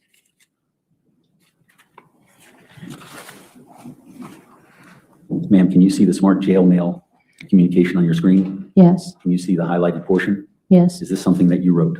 yes. Judge, we'd identify this as Defense Exhibit number 34? 33. 33, sorry. Please read that for the jury. It says, waiting for my lawyer. He was already supposed to be here, but the appointment he had in another city this morning got moved to 1 p.m. So I don't even know what time he will arrive here or will have time to do anything shitty. Everything that happens is to mess things up. It's impressive. Now, you talked about getting medication from the jail relating to the depression that you were experiencing around the holidays going into the new year, correct? But I told you I didn't remember when I started taking it, so I can't tell for sure. Well, let me ask that question in a simpler form. You were experiencing anxiety and depression during the holidays into the new year, correct? Yes. Based upon those letters? Yes. Okay. And at some point you sought help from the jail, the pharmacy. Correct. And you don't know when it was. No. But when you did get any sort of medications or things like that, how long did you stay on those? How long did you stay what? How long did you stay on the medications for anxiety and depression? As far as I remember, it was a few months. For a couple of months? Yeah, I don't remember exactly, but I would say so. Do you remember when you started? When I started? Yeah. I do not remember. Okay. Do you remember when you finished? Okay, this is actually a very good question here from Erica. Who can break attorney-client privilege? As the client, it's your privilege to break. So you can just, like, if you talk to your attorney, so like, for example, if you guys are my client and you talk to me, I can't disclose that, but you can disclose it. It's your discussions. Now, whatever I said to you, I can't go up, attorney-client privilege. No, I can't do that. You know, it's your privilege to waive. It's your privilege to waive in that situation. Now, there are some times where I can break attorney-client privilege, and those are very, very limited, but each state has them. And it's all governed, you know, by, when you talk about, it's all governed by Rule 1.6 of the model rules, and each state's a little different. But it's about the confidentiality information. And each state is very different on what they allow you to do. And it's a very serious one. This is one you can get in a lot of deep shit over. But yeah, it's entirely up to the situation there. But the client can breach privilege because it's the client's privilege. It's not the attorney's privilege. The confidentiality isn't really for you as an attorney. It's for you to protect your client, the client to be protected. I mean, because when you guys go to like, and I'm just going to use Ohio's here as an example, because I'm an attorney in Ohio. It talks about the lawyer shall not reveal information because it's about the client. It's the client's information. It's information you gained and it's information you use to help the client. And the only way you can waive, the only way it can be waived is the client gives consent to you to waive that. And that consent has to be generally written. You know, now that said, though, there are exceptions to that. There are exceptions to it. You know, in Ohio, I can reveal information in certain situations, and I have to reasonably believe it to be necessary. You know, I can do it to prevent bodily harm or death, but notice it's may. I don't have to. Some states you do. If you tell me you're going to kill someone in Ohio, I can go, well, I'm going to paint a model. Have a nice day and work on that while you go kill somebody. And I get to go, not my problem. Okay. To prevent the commission of a crime by the client or another person.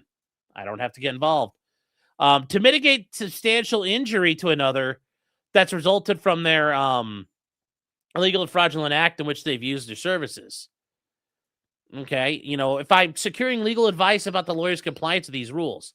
Now, that's one where I could speak to another attorney. And there's attorneys who are very good about the model rules. There's attorneys who are really good with the rules of ethics. There are attorneys who part of their practice is representing people in front of disciplinary counsel. But there's also just like if you have an ethics professor from law school, you could do that. You could do that. Now, here's a big one. To establish a claim on or defense on behalf of you if there's a dispute between you or a client. So let's say your client grieves you to the bar and says, hey, Sean stole all my money. Well, no, I could say, look, here's our retainer agreement. Here's our discussions on everything. Here's the proof I gave her the money. Here are our text messages talking about, hi, you got the check, right? You came and picked it up. My secretary said you picked it up. Yep, I have it. I put it in the bank. That's attorney-client privilege information, but I can use it to protect myself. Or if, for example, if somebody accuses me of a crime, like a client accuses me of a crime, I can say no, because that was clearly never talked about. Maybe to comply with a court order or whatever it is.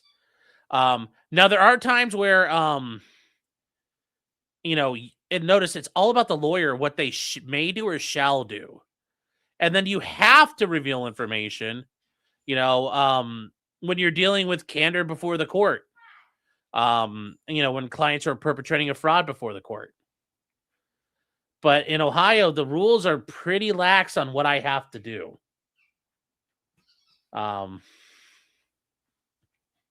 It's entirely something there. So anyways, let's get back to this. But yeah, it's the privilege is hers to waive.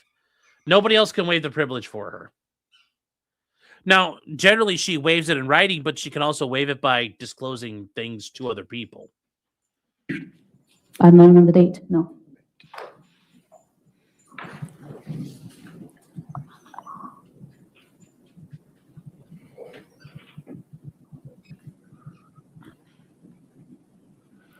Ma'am, do you see the new Smart Jail Mail communication that's on your screen? I do. And is this something you wrote? Yes. Your Honor, we identified this as Defense Exhibit 34? Yes. Ma'am, can you read the highlighted portion? It says, my lawyer didn't come. He called me to say he didn't have time today and that he'll come on Monday. I hung up on him. I'm so angry. He's the reason for my stress and anxiety. Okay. Now, the stress and anxiety you're talking about, is that the stress and anxiety that you were receiving medication for? No, it's a different kind of stress and anxiety. Okay. It's mostly disappointment. That's it. Okay, so this is disappointment. Yes. Okay. But it's clearly on your mind. I mean, for the entire month of July, these messages to your mother are about, you don't feel like you've seen your lawyer enough, correct? Correct. Okay.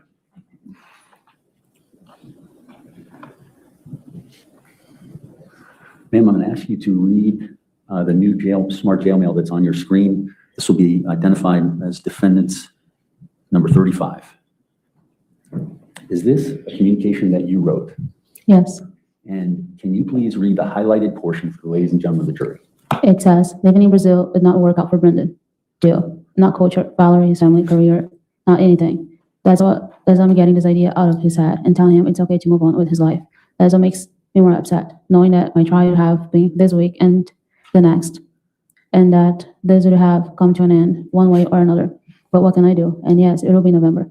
The son of a bitch better to think, not to think about moving again. I'm already pissed off at him because for the third time this week, he said he would come see me today and everything, but he didn't come. He had unforeseen circumstances. He says he'll come on Monday, and I already feel like we're behind again in hiring the specialists we need, etc. I don't even want to think about it. He's stressing me out. And you soon be back to college classes, right? And how is the progress on your paper? That's right. Enjoy the stuff around the house. I reckon that anything there costs 200 reais. So expensive compared to here, LL. Wow, don't even get me started on letting go of relationship. Is this your communication saying that you're letting go of your relationship with Brendan? Well, it seemed like it. You wrote it. Yes. So is that what this is? It sounds like it.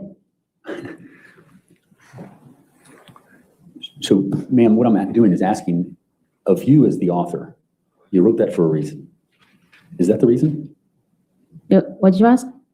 You as the author, you wrote it for a reason. I wrote a message for a reason. And is the reason here that this is you letting go of Brendan and your relationship? I guess so. Okay, well, do you know? Do you remember writing this? Yes. Okay, is that what you were saying? Yeah. Okay, thank you.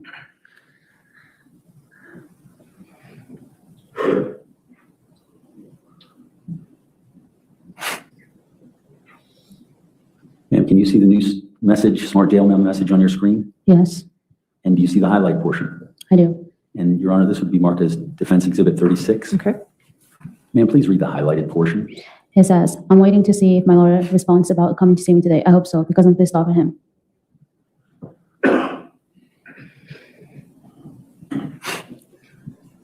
Ma'am, can you see the next Smart Jail Mail? Yes, I do. You wrote that? Yes. Your Honor, we identify that as Defense 37. Okay.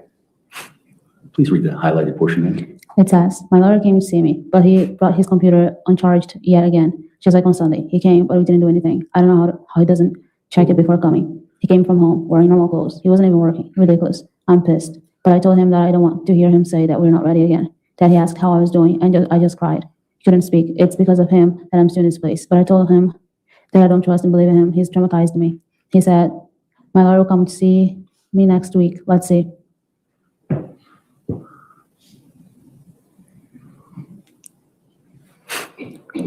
Ma'am, there's a new jail mail communication that will be marked as Defense Exhibit 38. Okay. Did you write that? Yes. Can you read the highlighted portions? It says, I don't expect much from Brendan. Whether I come back or get deported to Brazil, for various reasons.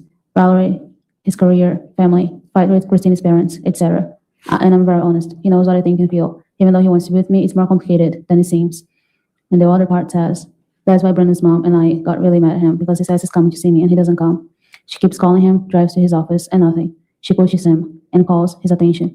Now it's getting close again. For me, it is a long time. But for them, 100 days isn't much. And finding and hiring the people who we need, etc. But I think he doesn't care. Time is money. The longer he pushes things back, the more money it will cost. Ridiculous. And the other part says, Brendan and I, we are different in many ways. Money, career, culture. We are only the same about sex, LOL. But still, if I can, I want to make it work. So in this message, you're also talking about the possibility of letting go of this relationship, but then you say that you want to try to make it work. Yeah. Okay. And when you're saying in the first portion, in the second portion, that's why Brendan's mom and I got really mad at him. You're not talking about Brendan, are you? No. Okay, you're talking about your attorney. Yes. Okay, thank you.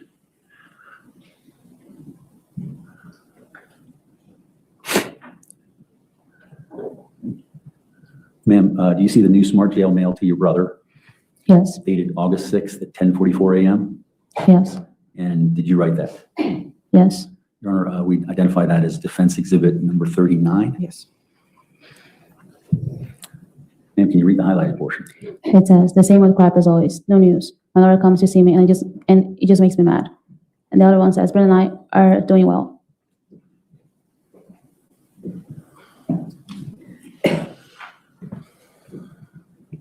Ma'am, do you see the smart jail mail communication? And this is from you to your mother on August 6, 2024. I see it. Did you write that? I did. And can you read the highlighted portion for the jury? Your Honor, that we'd identify that as Defense Exhibit 40. Yes, sir. It says, so I got pissed at my lawyer. He brought his computer uncharged again. Ridiculous.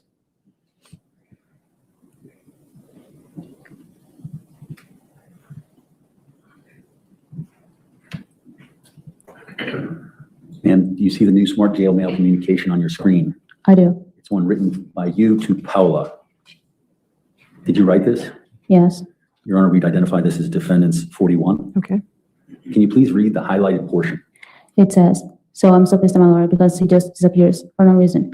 Says he's coming to see me and nothing. Anyway, I hope this changes. Otherwise, it'll be difficult for us to prepare for November. But he said we have enough time. We'll see. I told him that I don't trust him or his words anymore. Okay. Ma'am, with regard to this, the timing on the message is 90 days out for your trial. Is that correct? After my trial? Was that what? 90 days out from your scheduled trial. Yeah. Okay. And is that why you're upset? Well, it seems Close to trial? I was upset because I was not seeing my lawyer. Okay. I mean, you know you wrote it. Yes. Ma'am, do you see the smart jail mail that's on the screen? Yes. It's a message you wrote to your mother. Yes. Will be marked as Defense Exhibit number 42. Yes, sir. Ma'am, can you read the highlighted portion for the ladies and gentlemen of the jury? He says, and I spent almost 2 hours with my lawyer. It was good, but no actual news. We're just reviewing a few things. Marina, a reporter here, sent me a message today saying that the article about my case will be published on Sunday with your interview and everything. I hope I didn't say anything stupid. Everyone will see it.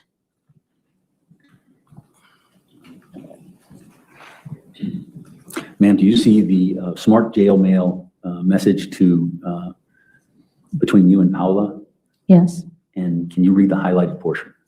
He says, yes, you and Brendan are a bit complicated, right? Because it involves many circumstances, family, his daughter, but once you live there, you guys will figure it out what needs to be figured out. Now you really need to give your lawyer a push, right? To make sure everything will be ready for November. This person, he said, you would need the specialist. He has gone after this person. Now, there's a pattern in the August messages which appear to be about your lawyer, but also about your relationship with Brendan. Is that fair? Yeah, That was on your mind at the time? probably, yeah. Okay. Is it fair to assume that if you wrote about it, that was on your mind? Yes. Okay. Ma'am, if you can look at the smart jail mail that's on your screen, is that something that you wrote? Yes. And, Your Honor, we'd identify this as Defense Exhibit 46. 44. Can you please read the highlighted portions? 44. 44? Correct? Okay, sorry about that. Sorry. Yes, 44. 44. It's 44. Ma'am, can you read the highlighted portions of this smart jail mail communication? It says, my lawyer came to see me on Friday. We spent almost 2 hours together. And I was reading the stuff, the interviews they did with everyone, my friends, Brendan's, Christine's, and the guys. I discovered even more betrayals on Brendan's part. Haha. Since the beginning of the relationship, several that he never mentioned. I was shocked. Haha. And the other one says, Brendan and I, sometimes I consider it a lost cause, but I really feel for him, but a lot has happened. And there's a lot to be considered before making a decision. And we don't even know what's going to happen in November, right? Now, we're really on his tail to make sure he won't screw up again and postpone it. I'm not so confident about it, LOL.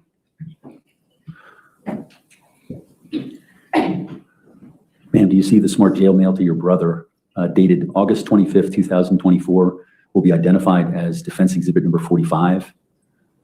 Do you see that? I do. And can you read, is this a message that you authored and sent?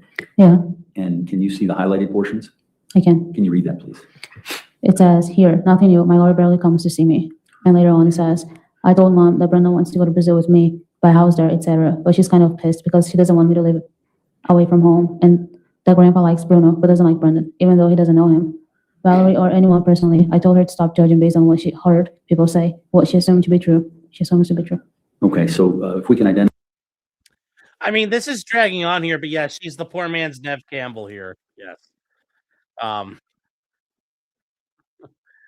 Guys, I'm actually trying to work on getting the 9:30 show ready, so I apologize right now. Just making sure it's all set up and running. So forgive me, but yes, this is going to be boring. But he's going after all of her bias and everything that she may be doing here. So Bruno is your former boyfriend? Yes. Okay. And with this smart jail mail system, were you communicating with him as well? With Max? Yes. Yes. Okay. Thank you.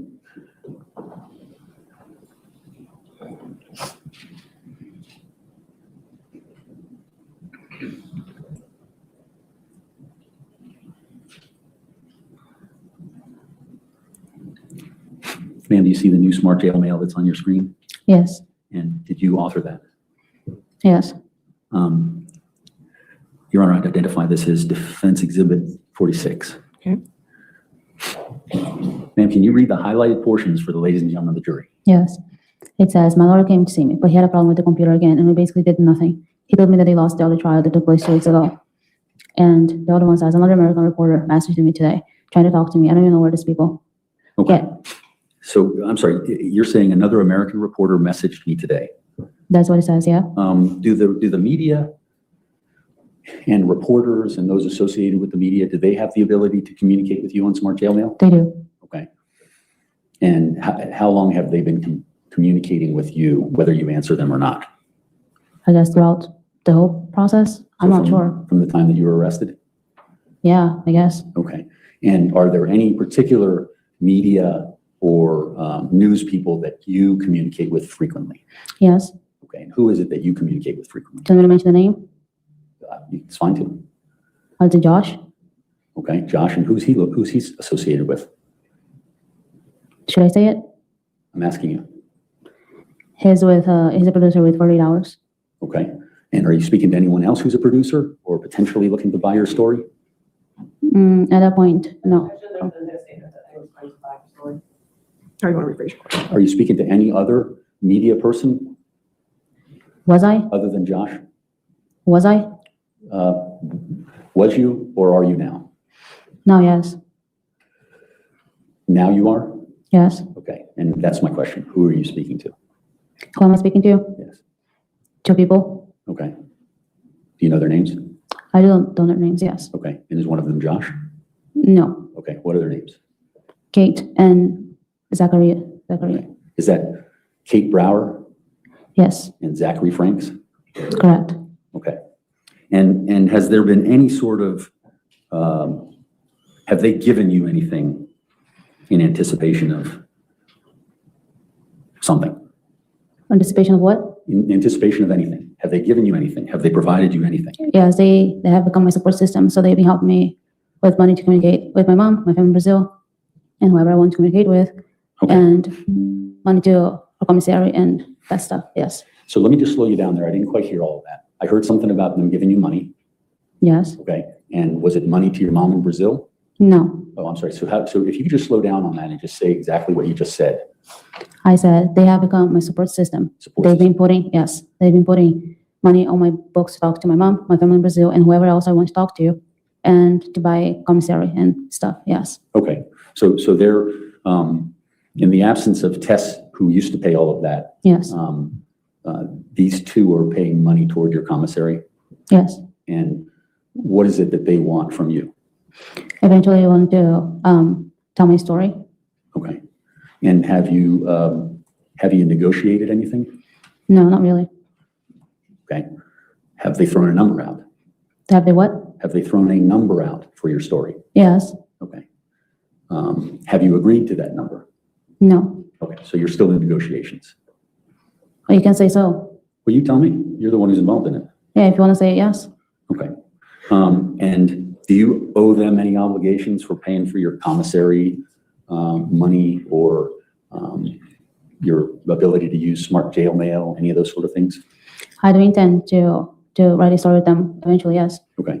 And is, just for curiosity's sake, is the story this story? It's the truth, if that's what you're asking for. No, I'm asking, is that what they're basically communicating, being your support system, paying money? It's for this story, correct? Correct. Okay.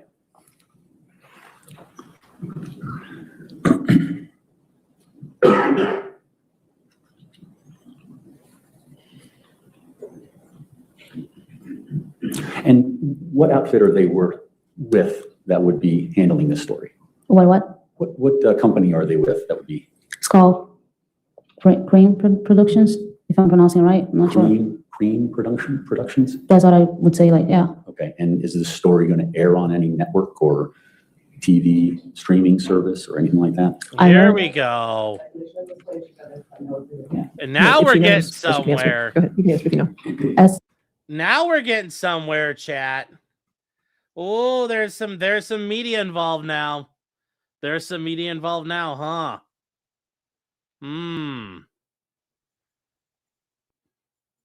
Jesus Levy says, why? I don't know if you're being real or you're just fucking around at this point, buddy. So I don't know. Because it makes you get apoplectic. But here we go. As far as people told me, yes, but not that I have seen. There's people telling me that. Well, it hasn't other been made producers have made the story, yes. But they represent some company, correct? Correct. And what's the company? I'm not sure. Some people said Dateline. I'm sorry? Some people told me they saw it on Dateline, for example. Okay. So I haven't, but that's what I heard. You've spoken to Dateline too? I did not speak to them. I said they made this story, and somebody told me they saw it. I'm sorry. They're talking about another story that they made that was on Dateline? I did not know the story that was on Dateline. I did not see it. I'm just trying to understand what you just said. Something about Dateline. Yes. Are you saying that Kate and Josh are associated with Dateline? No, they were not. Okay. So how did Dateline come into what you just said? You asked if other producers, company, whatever it is, made the story, told the story on the news or TV, and I said, as far as I've heard, they did, but not that I have seen. Okay. Well, I was just asking who you were associated with and who was supporting you and who they were associated with. That's not them. Okay. And you don't know what their company is? You're going to have to use your mic. I'm sorry. Judge, that's been asked and answered. She said that they represented Cream Productions. All right, asked and answered. So I'll sustain the objection. Okay. I'll move on from there. We'll talk about that a little bit later. Sure.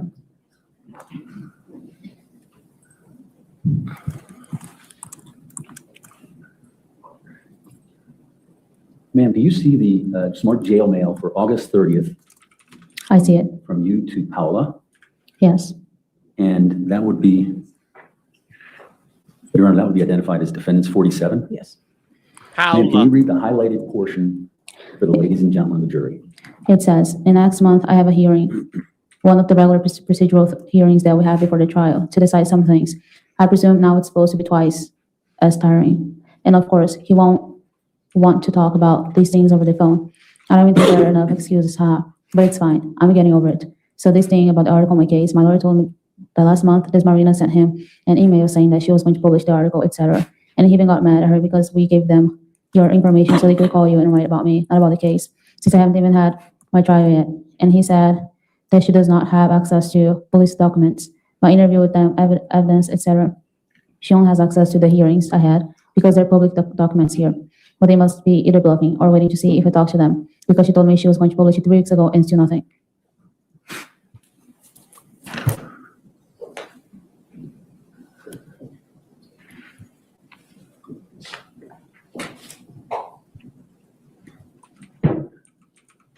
Ma'am, do you see the smart jail mail that's on the screen before you? I see it. Your Honor, that would be identified as defendant's exhibit for number 48. Ma'am, did you write this message? Yes. Can you read the highlighted portion for the ladies and gentlemen of the jury?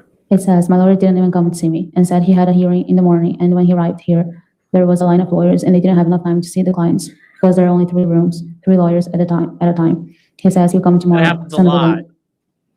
You get denied the opportunity to go speak to your client because they're busy.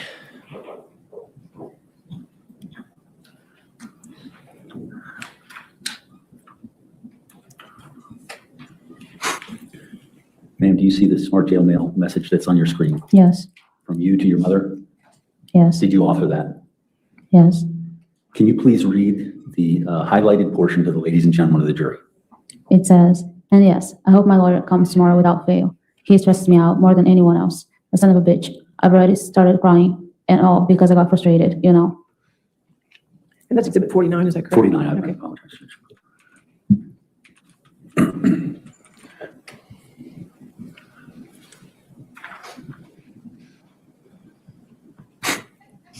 Ma'am, do you see the smart jail mail message on your screen? Yes. Dated September 5th, 2024? Yes. This will be identified as defense exhibit 50. Can you read the highlighted portion of the message? He says, your mother messaged me saying she's going to see Ryan now and he's coming to see me. She'll wait for him because I have something for Ryan.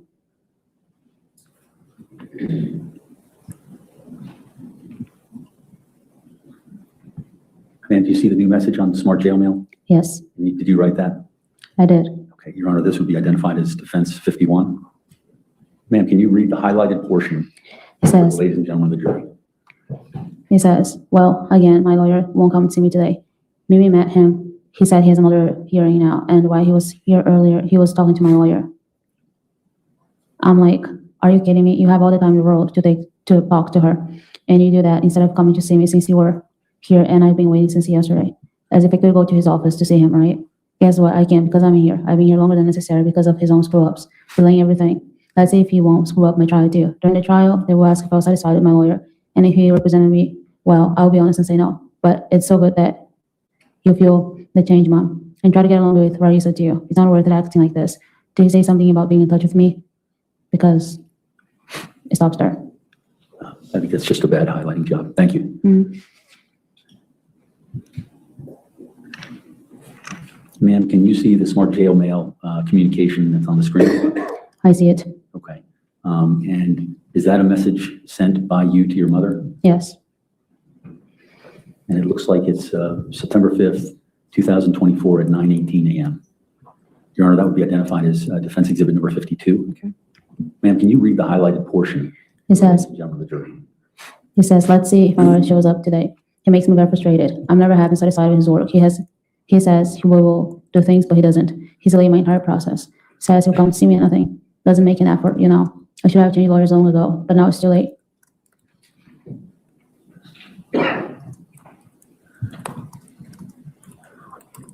Ma'am, do you see the smart jail mail on the screen? Yes. And this looks like it's September 5th, 2024. That one I already read. Is that the one you just read? Yes. Oh, that must be a duplicate, sorry. Scratch that, Judge. All right. I don't think I did nothing.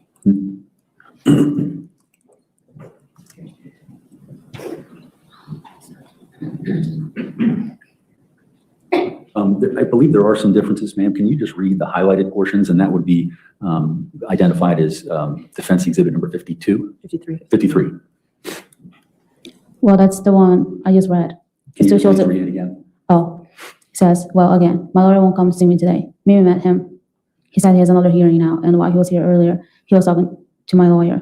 I'm like, are you kidding me? You have all the time in the world to talk to her, and you do that instead of coming to see me since you're here, and I've been waiting since yesterday. As if he could go to his office to see him, right? Guess what? I can because I'm here. I'm here longer than necessary because of his own screw-ups, delaying everything. Let's see if he won't screw up my trial. During the trial, they will ask if I'm satisfied with my lawyer and if he represented me well, and I'll be honest and say no. And that's one of the questions that's on the plea form that you signed. As far as I remember, Okay. And did you say no at that time? I did not. Okay. So you told me you were satisfied. You told the judge that you were satisfied with his and her services. Yeah, he explained well to me. Okay. So between September 5th and the plea in October 29th, everything seemed to be fine with your relationship with your lawyer that you've been talking about in these emails? I guess so. Okay, well, you lived it, so I'm asking you. Yeah.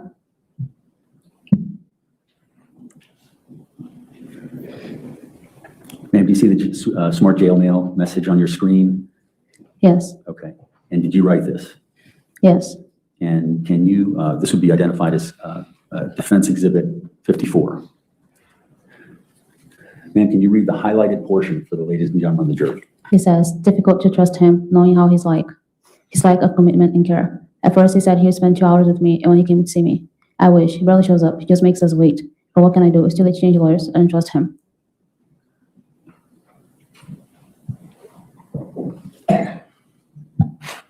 Ma'am, this is a smart jail mail that you authored to Paolo, your friend.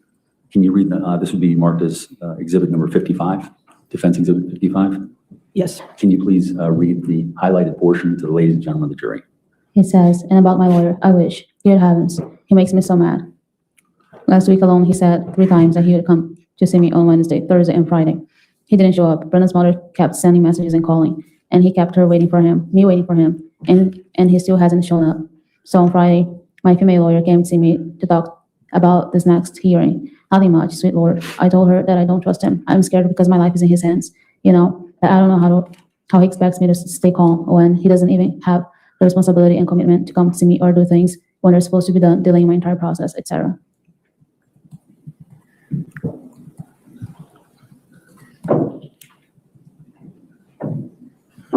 Ma'am, do you see the message that you authored from September 15, 2024?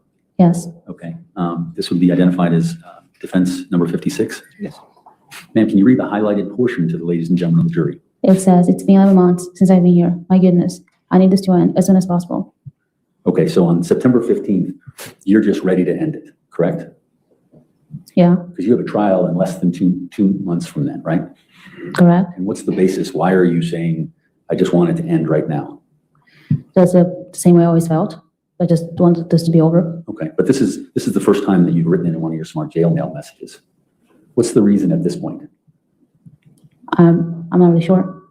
Okay, do you remember writing this? I mean, it's here. I know it's for me, but I can tell you all the messages I wrote every day, and Okay, so you don't have any specific recollection as to this message? specifics, no. Okay. Ma'am, do you see this smart jail mail message Yes, on the screen? Your Honor, we identify that as defense number 57. Is this the person that you were talking about? Yes. Your friend who's supporting you? no, Okay, so this is someone who's reaching out. Were you aware when he reached out that that was the day that Brendan was indicted? at that point, I didn't. Okay. Did he say anything to you in your communications in addition to this? Yeah, he had mentioned that Brenda was just indicted. Okay, can you please read the highlighted portion to the ladies and gentlemen of the jury? It says, Dear Ms. Magalhães, I'm a producer for the show 48 Hours on the North American channel, CBS News. Our team is researching your case in the hope of producing a 1-hour documentary about your story. Would like to ask you to consider participating in an on-camera interview. I'd also like to speak with any friends or relatives you think could be additional voices on your behalf. But first, I propose that we have a conversation over the phone, or even a video call, or an informal in-person meeting, so that I can tell you a bit about my experience over more than 30 years of a journalist, my interest in your story, and my ideas for the project.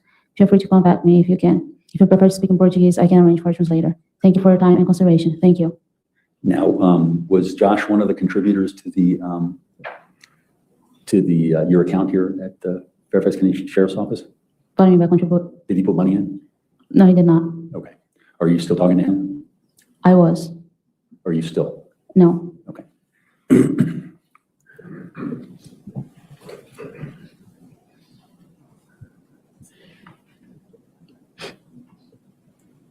Ma'am, do you see the smart jail mail communication on your screen? Yes. Did you offer this? Yes. Yeah. This would be marked as defense exhibit number 58.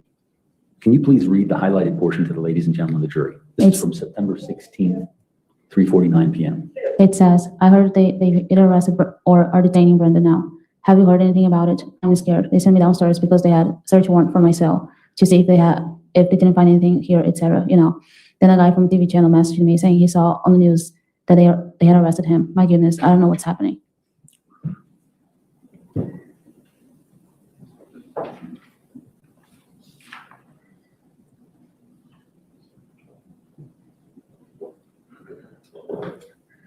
Ma'am, do you see the smart jail mail that is on your screen? Yes. And is this something that you authored? Yes. Your Honor, I'd identify this as defense exhibit number 59. Okay.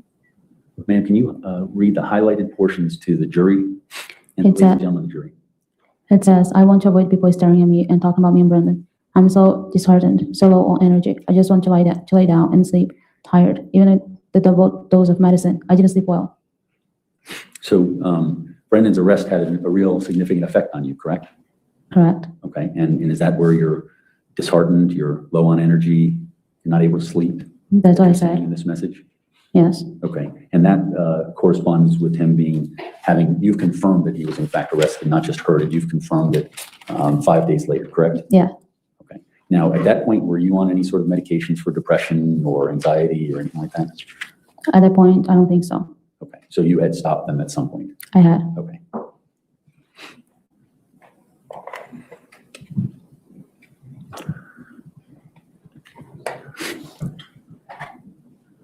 Ma'am, can you read the smart jail mail message that's on the screen before you? Yes. And did you author that? That's from my mother to me. Can you read the highlighted portion to the ladies and gentlemen of the jury? It says, but it seems that I was guessing he was guilty and putting the blame on you. At least you'll get rid of this. I don't know if it will be good for you to tell. I'm afraid she might block you from being able to talk to us, but you know what is best, because she probably doesn't know that he planned it. If you tell Mimi, tell her not to cut you off from your mom, please. Tell her that it was who planned it. Okay, so there's a couple things that I wanted to ask you about. It appears you and your mother are worried about the monies to be able to communicate, correct? Like I said before, yes. Okay, no, I'm talking about this at this moment. Yeah, she's in jail right now. And it appears that you're worried about any monies that might be going in so you can get extra food, correct? Yes. Okay, and it appears that your mother is telling you that Brendan is the planner, correct? Yeah, that's what she said. Okay. And was that the first time that you said that? Judge, I'm going to object. This message is from... I can't unring that bell. It's a delayed objection. Thank you. Is that the first time that you said it, that Brendan, in time, on October 26, 2024, is that the first time that you said what your mother's written here? The first time I said what? What your mother has written in this message. Well, that's the only one I see here. I don't remember if she had said it before. I can't recall. I'm not asking about whether she said it. I'm asking about whether you said it. But I'm confused because this is a message from my mom to me, not from me to her. So I don't know what I said before this. Well, it appears she's telling you to tell Tess or them that Brendan planned the whole thing. Well, that's what she said, yes. Okay. And what I'm asking is, was that the day when you told the police that Brendan planned the whole thing? I had mentioned to my mom before about the plea. I had mentioned to her that I was thinking about taking the plea. And I had the reasons I was scared of why I didn't take the plea. And this message, that's when I told her that I had signed the plea, and that's why she responded to me. But she was aware before that I was thinking about taking the plea. So you had signed the plea on the 26th of October? I don't remember the date. Do you remember the plea as being October 29th? 3 days later? Yeah, the picture said yes. So when was it that you made the agreement to the plea that you signed and was executed on October 29th? I don't remember the date exactly. I signed it. I don't know where we're going with Do this. you need to see it? See the plea form? Do you need to see it? Yeah, you can show me. Okay.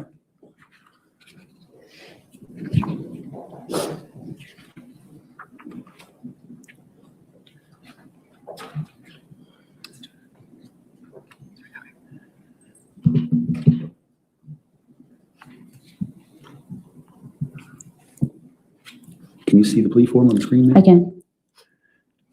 Just let me know if you need me to scroll up for you when you finish looking at it. I see it. Do you need me to scroll up so you can know when you signed it? Yeah.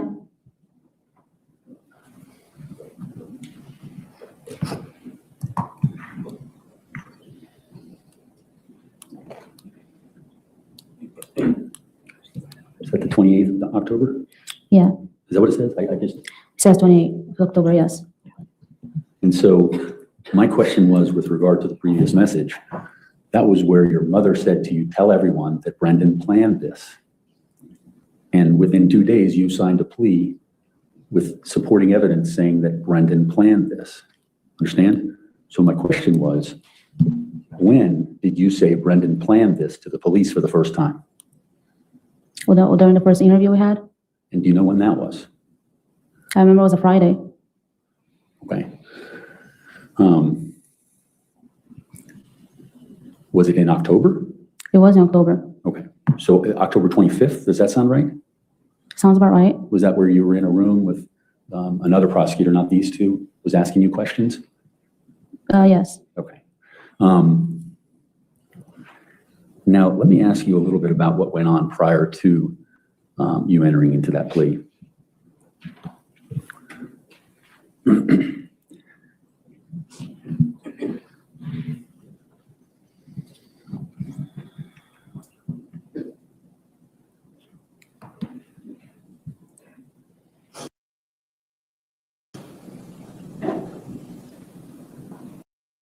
All right, chat. We got to stop here tonight.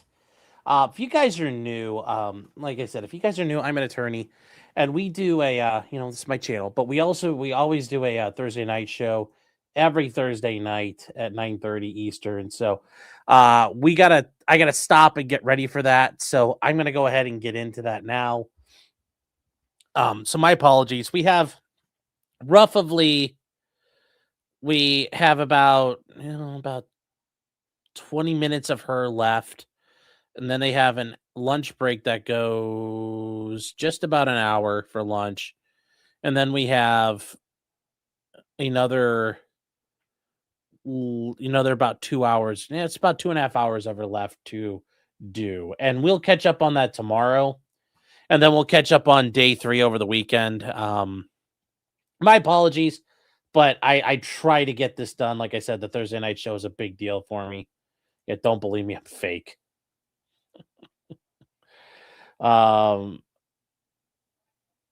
and guys, I get it. This is, how do I handle court? When you're in the middle of it, it's different. When like you're the attorney doing it, you're like, I am making progress. Everybody's around you might want to jump out the window, but this part here, he's just laying out every little thing she did that shows her potential bias, that shows she's lying, that she can't be trusted.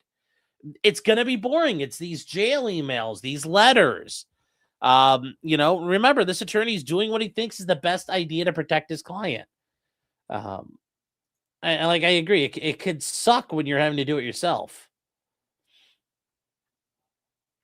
Ultimately, how is the case thus far? She clearly did it. She clearly got a good deal. I think he did it. I don't see how this exculpates him yet. But remember, there's always part of this we haven't seen yet, so who knows what they're doing.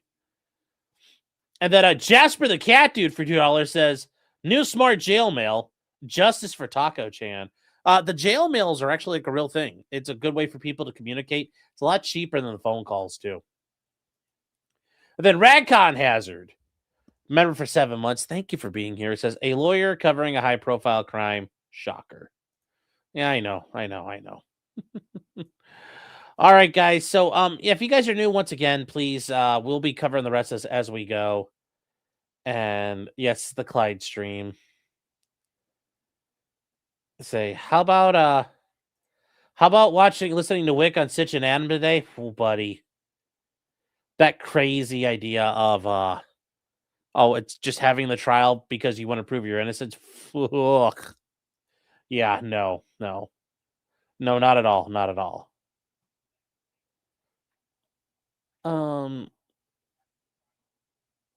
Well, Stacy, if you're surprised how people come off in a jury or a trial, not everybody's a professional witness. Not everybody does it all the time.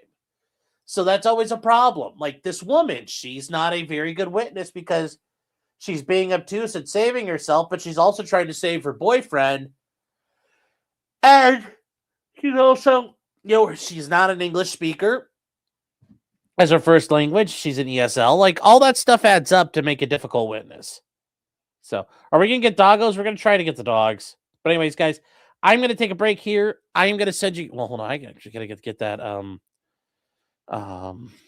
Here we go.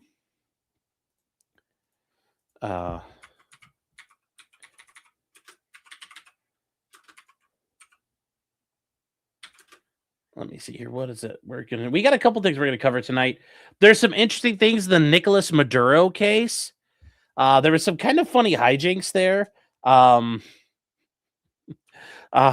Like that, like weird people inserted themselves into a case. And then also, somebody has an indictment out of Washington, D.C. for illegally accessing the Supreme Court. We don't know what it's for. Very weird. A couple other things. Karen Reed, Michael Morrissey's not running for office again.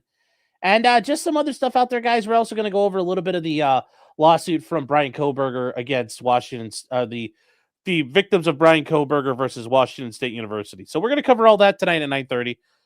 I will see you guys there. And that will be the big thing here. Hold on, yeah.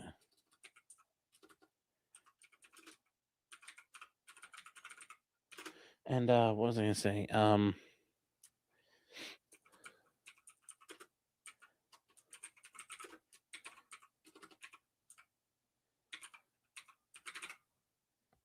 All right, chat. I'm going to say I got to set that. That's going to be at 9:30 here, so my apologies.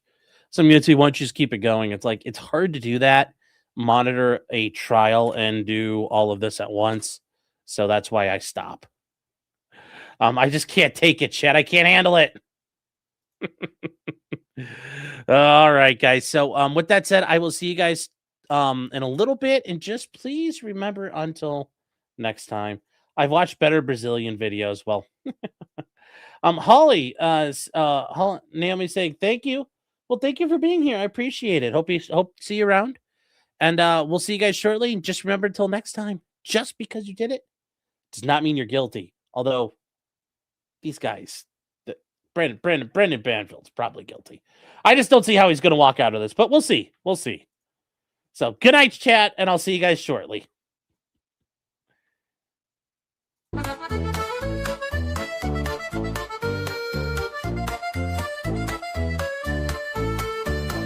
Weapons, blacksmithing, and models of planes, esoteric works, and even some trains. Much merriment had while drinking White Claws, tips on hunting, and even talking the law.